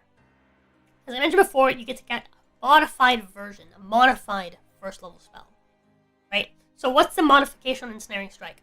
Additionally, creatures you hit with Ensnaring Strike casted using this ability have disadvantage on strength saving throws to resist the spell. So basically, it just has a higher chance to ensnare. Simple as. Nothing super crazy for this one. Right. I actually got the idea for this from Baldur's Gate, because Baldur's Gate 3 also tried to revise Ranger. They actually tried as well. They changed some things. They changed the favorite enemy stuff, right? And they did this. This is basically where I got the idea from. I got this idea from Baldur's Gate, but then I made it better because the Baldur's Gate version sucks. So that's Bounty Hunter, right? The other favorite enemy is option. So there's the specialization option. Right, is Keeper of the Veil. You specialize in hunting creatures from other planes of existence, such as Yogg. You gain proficiency in Arcana and can cast Protection from Evil and Good a number of times per day equal to your Wisdom modifier. Additionally, when you cast Protection from Evil and Good using this ability, creatures that miss their attack due to the spell take 1d4 psychic damage. So if a creature misses you because it has disadvantage on you, because it's being affected by Protection from Good and Evil, right, that you've cast on yourself, if they miss you, they take psychic damage. It's just minor chip damage, nothing crazy, but it's something that's pretty unique to this, right, to this ability. Next one is Mage Breaker. So you have a history of battling spellcasters. You gain proficiency in Arcana, and you can cast Absorb Elements a number of times per day, equal to your Wisdom modifier. Additionally, when you cast Absorb Elements using this ability, you can deal the extra 1d6 damage using melee or ranged weapon attack. So basically, Absorb Elements, how it works, that basically you absorb an element, and then when you attack someone with a melee attack, you can dish out 1d6 of that damage, right? So you take half damage from whatever it is that hit you, right? And then you get to dish out some of that back, right? If you're a ranger and you take Mage Breaker, you can do this with range attacks. You can have range battles with mages and still be able to use the full benefits of Absorb Elements. Ranger Knight, you have sworn to serve a crown or nation and seek to bring its foes to ruin. You gain proficiency in heavy armor, and you can cast Zephyr Strike a number of times per day equal to your Wisdom modifier. Additionally, when you cast Zephyr Strike using this ability, you can grant yourself advantage and extra force damage twice instead of just once before the spell ends. So Zephyr Strike, the way it works, has a duration, right, during which you gain a benefit, right? But during that duration, you can also do like a special like ultra fast strike that deals extra force damage, and advantage on the attack. But you can only do it once before the spell ends, right? At any point during the spell, right? Once you use it, you don't loot the spell as an end. You just continue to have the basic benefit of the spell, right? But if you have Ranger Knight, you can use it. You can attack, do the special extra damage attack twice instead of just once before the spell ends. And lastly, Sanctified Stalker. You swore to hunt the enemies of a holy or druidic order. You gain proficiency in religion and can cast Searing Smite a number of times per day, equal to your wisdom mod. Additionally, when you cast Searing Smite using this ability, you can choose for the spell to instead deal radiant damage and cause the target to ignite in holy flames. Searing Smite does fire damage. Basically, you can cast Searing Smite and deal radiant instead. Pretty simple. You also gain Canny at first level. So you can favorite enemy and you can Canny. So you can choose one of your skill proficiencies to be doubled. Simple as. And you can also speak, Athletics. read, and write two additional languages of your choice. Ah, my throat. Oh, by the way, Ginny. Yeah. Chris said at 3 that he got roped into running an errand. He might be a little late. That's fine, we're starting at 4. So. Okay. And I said, does 4 still work? Okay. And he was like, maybe. I don't really know what I'm we'll helping see, with. Jazz said he might be ready at 4, but doesn't know yet. Okay. Oh, the baby's here. Just wanted to let you know. Okay. I'm gonna wrap up real quick, but obviously you get your spellcasting and stuff, right? You get your Ranger Conclave. Now you have Conclave spells for every single subclass, right? You get improved feat, normal. Get an extra attack, normal, roving. You still get it at 6. That's still your ability at 6, which is nice. Just extra 10 instead of 5, right? For your walking speed, climbing speed, swimming speed. Well, you gain a climbing speed and a swimming speed. Sorry. Your Conclave feature, really improvement. You get Land Stride, so it allows you to move through, magical difficult terrain, non-magical difficult terrain without extra movement, right? Level 9. 10th level you get Explorer's Resilience. So this gives you a resistance to a damage type based on terrain. That's good. Give me a sec.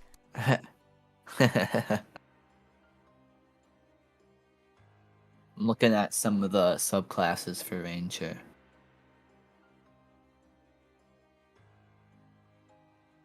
Oh, wow. That's not bad.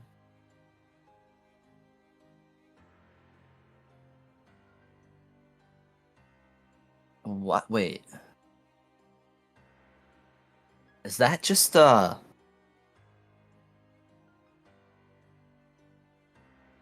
Is there no cooldown on that? That's a bonus action.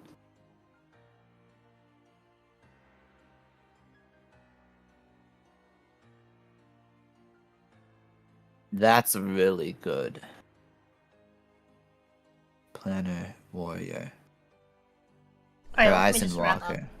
But yeah, so you get the resiliences, right? So you can just pick a resistance. That's awesome. You get to choose a second favorite enemy. So a second one of these benefits. Right? At 13th level. 14th level you get Reliable Wisdom. So this is an idea I stole from Rogue. But whenever you make a Wisdom check or saving throw, you can treat the roll of D20, or the D20 roll of 9 or lower as a 10. So for Wisdom checks or saves, you just can't roll lower than a 10. Simple as. Right? So you have Reliable Wisdom. And then obviously the Conclave feature 15, ASI 16, 17 you get Feral Senses, right? So I do still think that is useful, right?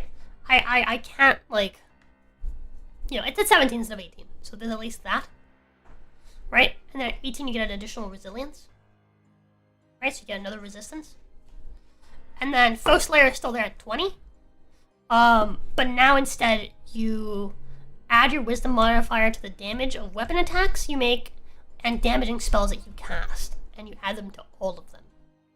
Right, so you get a buff on Foe Slayer. It's still level 20, but it's better now. You know? Mm-hmm. Yeah, because I gave it some thought, and I was like, there's a reason why it's this far, and it's because Ranger already has a bunch of abilities that give it extra damage.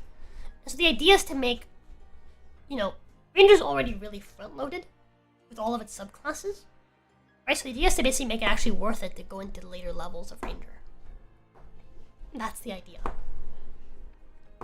Right, and so all this adds up into being overall a pretty fucking strong character, for a strong class. Your benefits are actually worth it. And again, you can make yourself resistant to fucking like bludgeoning, piercing, slashing if you want to, right? But you can pick 2 of these. So you can again, it's built around specializing, right? Kind of the way that Warlock is built around specializing, but as a melee character, right? As a ranger. Well, melee or ranged, right? Obviously, but as a as a martial character, not a spellcaster necessarily. Though you do have some spellcasting, and so that's what I did for the Ranger Revised, and what I did for Drake Warden is I basically made it so that for every time that you get benefit from this, right? Every time that you get especially by Welsh melee, same, typically. But for everything that you get, like every time that you get a bonus from your subclass, you get something for your companion, which will get stronger. Your companion will actually just get stronger. You'll just get a straight up new sheet. Right? A new sheet for abilities. You have a new stat block every time that your companion gets stronger. Right? And their stats are affected by your investment, effectively, into the class. So they have a number of their hit dice, right? Their hit points are 10 times your proficiency bonus. So, as you invest into... There's some stuff that will continue to go up even if you like multi-class, like again, proficiency bonus. So even if you don't keep going into Ranger, there's still incentive to not, fully dive. Like there's still incentive to pick this subclass, right? Because the big problem with all of the like pet ones, like this one and Beastmaster, is that you really have to fully invest into Ranger for it to be worth it. Now, not necessarily, right? Because the HP on your hatchling that you get at 3rd level is 10 times your proficiency bonus. So this can get all the way up to 60 HP, which is not bad, right? And their AC can get all the way up to 20. 20 AC with 60 HP is not terrible, even at level 17, or something that you only committed 3 points into, right? Its hit dice, right? So much it can heal back for on rests is equal to your Ranger level. Its number of D10s equal to your Ranger level, right? So it'll be 30 so 3d10, right? And then you add your proficiency bonus to the Dex and Wisdom saves for, this boyo. Multi-classing an optional feature that not every DM might allow, so every class needs to be able to stand on its own legs from start to finish. I agree. I fully agree. Which is, again, the issue with these, with the, animal, pet classes, is that you have to fully invest into Ranger for the subclass to be worthwhile, but full investing into Ranger sucks. Hence, Ranger also needed a buff, right? So now with Ranger buffed, you don't feel like you're gimping yourself by picking this subclass and fully investing into Ranger, right? Because Ranger is solid and the subclass is also solid. Both of them can stand on their own. At the same time, it's, again, I'm someone that does allow multi-class, and I think ideally, right, it should be worth it to dip into a class, right? There's no reason to dip into Ranger and pick this class because it's not front-loaded the way that every single other subclass is, right? Neither is the Beastmaster. They both require heavy investment. So what I did was, I made it so that they're still somewhat worth it to invest into if you do multi-class, only a few levels, but they're also really worth it if you invest full points into Ranger and go with a full subclass. To give an example of this, right? This is what I'm planning to do for the one that I'm playing, for the Jacob DMing streams. I plan to go full Ranger with fully this subclass. So, right off the bat, right, that's the benefit is obviously you get your little wyvern companion, right, that starts off as a hatchling, right? And what you gain is you gain thaumaturgy as a ranger spell for you, and you get to learn speak, to speak, read, and write Draconic, right? Pretty simple, right? 7th level rolls around, and now two things happen. The first one is that your wyvern, right, is now medium size, and it can serve as a mount, provided that you are medium or smaller. But it does not have yet the strength to fly with you on its back. It can fly from level 1, like from the small one, right? And now its HP is higher. Its AC stays the same, but its HP is now 10 times your proficiency bonus, multiplied again by 2. So it goes higher. It can have even higher HP.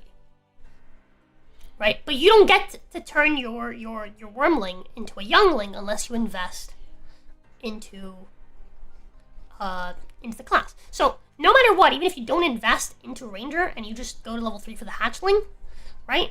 You still get to multiply the HP by the proficiency bonus. But if you invest into Ranger, if you do invest into Ranger, you get to multiply it again by 2, by 3, and then later by 4, I'm pretty sure. Right? So your boy becomes a lot stronger. It's actually legitimately, it's exponential, it's multiplicative. So it's actually pretty worthwhile. Right? And then you also get Bond with the Scale. So as your wyvern grows, so too does your bond with it, granting you resistance to the damage type of your current wyvern. If your current wyvern is killed, you replace it with another, your resistance changes to match that of your new wyvern. Pretty simple. Makes sense, your pet grows up to stay relevant. The pet in Baldur's Gate 3 was trash very quickly. Yep, that's the issue, is all of the pet classes have really fucking trash pets. They're not good.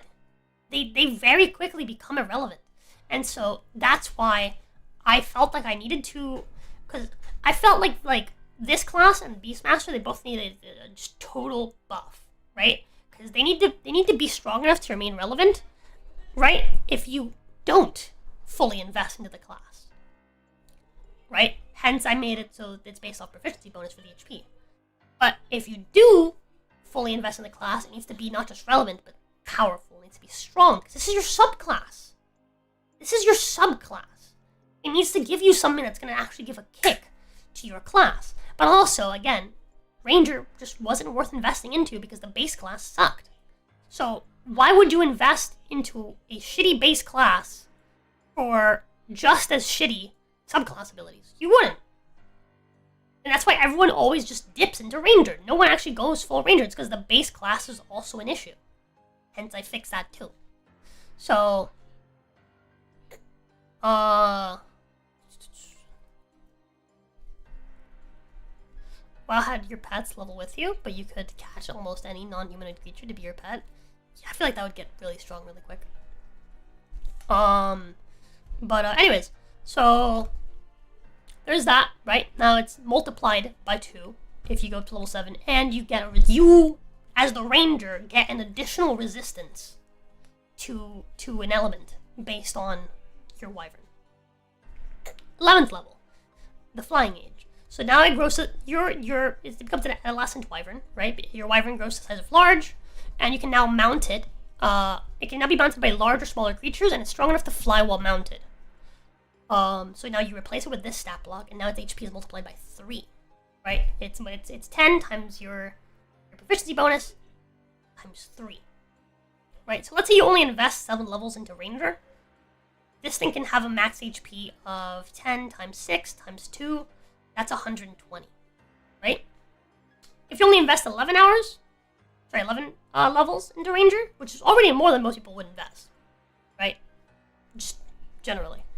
Now it's 10, again, and you only invest 11, but you'll get it all the way to level 17, right? You're a high level, max level player, but you only have 11 levels of which are Ranger.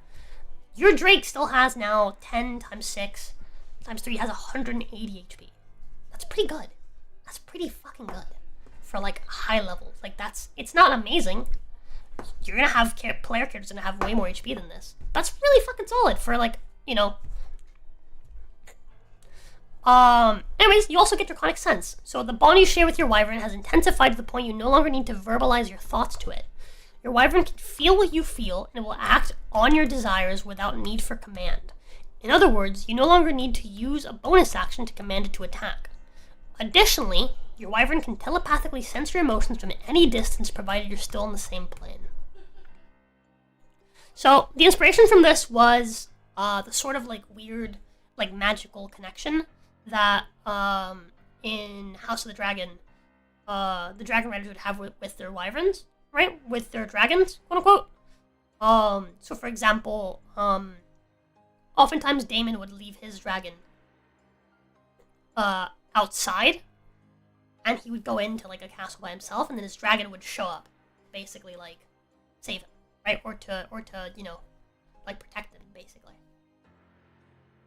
Like once he'd scoped it out on his own, right?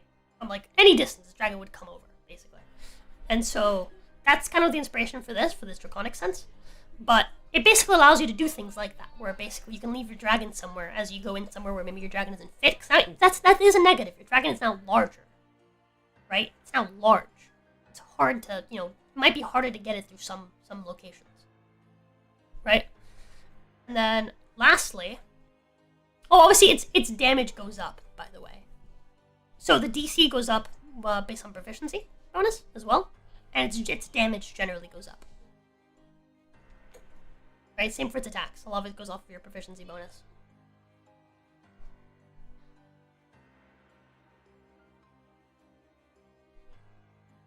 What was this?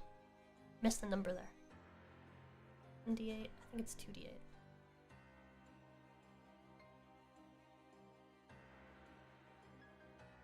No, I think it's 2d6. Okay, I think I deleted that by accident. Anyways.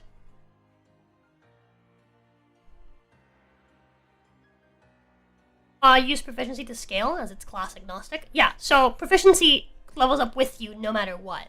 So its damage, right, will scale with proficiency, same for its HP, but it'll be multiplied if you actually invest into Ranger. And obviously you have to invest into Ranger for it to become the older versions of the Wyvern. Your Wyvern will not age unless you invest into Ranger. Or better said, you can't control a Wyvern that's older. That's like the more lore accurate logical thing for it, right? You cannot control a larger, stronger dragon unless you invest into Ranger, right? So if you don't invest, yes, its attacks, like it's his ability to hit, his hit chance, and his DC for his like acid breath, for example, it's breath weapon, right? Those will go up, right? You'll have a higher chance to attack, so it'll go up to +9 to hit with its bite, right? And 19 DC, right? If you're a high-level character, let's say level 17, right? So it'll remain relevant even if you don't invest into Ranger, but it'll become stronger if you do invest into Ranger, like much stronger, right? Because now it's also getting higher damage attacks, right? And the number that's being added, that you're adding the proficiency bonus to the DC of, is higher. Same for like the basic stats. That makes sense? Its stats don't go up unless you invest into Ranger. Hello? Do you want the rest of my frozen lemonade? Here. Thank you. Come on. He's so Come on. cute. He's trying to terrorize the cats. He keeps going meow, meow. Alright, I need to wrap up. It's already 3:30. But anyways, Don't get mad at me. the last thing is level 15, right? This is when you get your last level up. And so now reaches fighting age, right? So it's now adult wyvern, so it's large. Large? Should be huge. That's my B. Let me fix that. It's now a huge dragon. Yeah, I wrote size of huge over here, but didn't write it on the thing. So your wyvern is grown to full maturity, and the size of huge. Your wyvern now has the strength to serve as a flying mount for large or small creatures, or smaller creatures, and has access to multi-attack. Yeah, so, because previously, right, it's largely mounted by larger, smaller creatures, and strong enough to fly while mounted by medium or smaller creatures.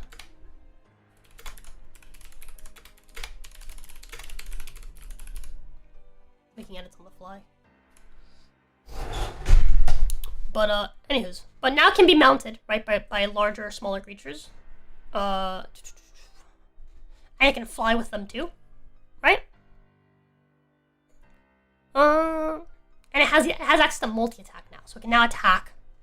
Can make two attacks, one with its bite, one with its tail. It didn't have a tail attack before, so that's new. You now have perfected bond. So your bond with your wyvern has reached the pinnacle of its power. Your resistance to your wyvern's damage type is now an immunity. So you gain an immunity by investing into this, right? And where your wyvern could previously sense your emotions, so too can you now sense what your wyvern feels. Your wyvern can now communicate telepathically across any distance so long as you're both on the same plane. So it's not just it sensing you, but now you get to sense it back. So now you can fully, interact with it from any distance.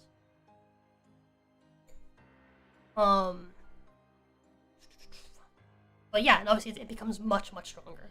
Right, so you go from having a max of, sorry, did I say 19 before? It was 16, right? Maximum DC 16 for the breath weapon attack to maximum 19 for the breath weapon attack DC.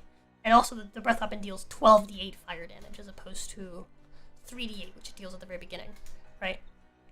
So there is significant benefit to, to investing into Ranger to actually max out this subclass, right? Its HP is multiplied by 4 now, so 10 times 6, 60 times 4, it's 240 HP. It's pretty fucking solid.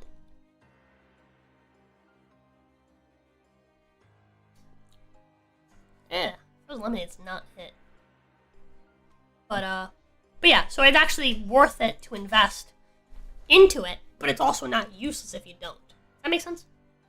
Like, you don't need heavy investment for it to become remotely useful.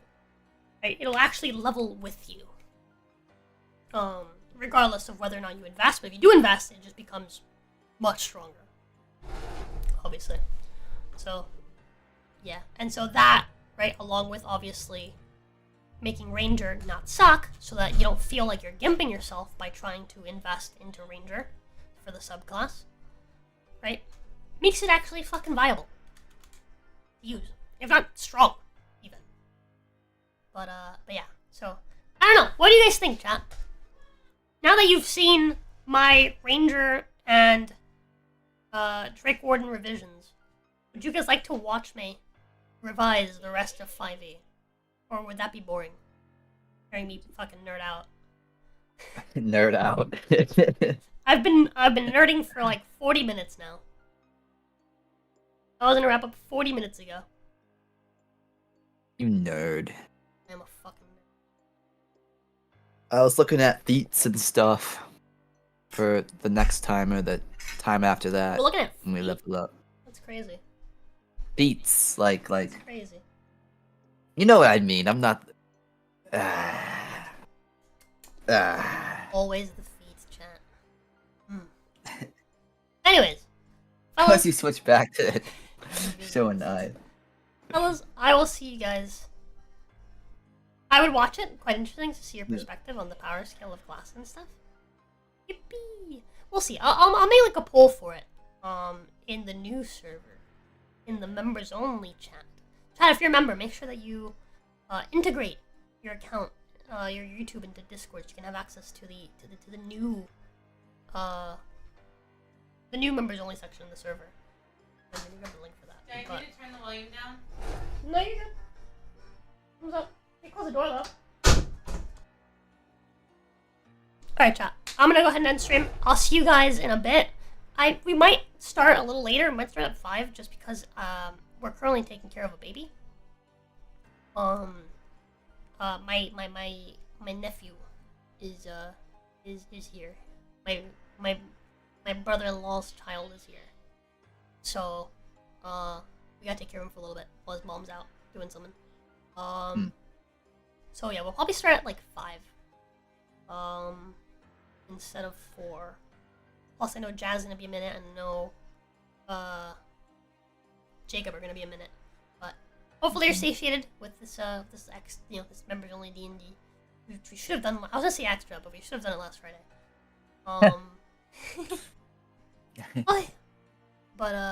Yeah, I'll see you guys in a little bit. I hope you guys enjoyed it. And if you're watching this in the future, 10 months from now, consider getting a membership so you don't have to wait next time. Amen. I'll see you guys later. Bye!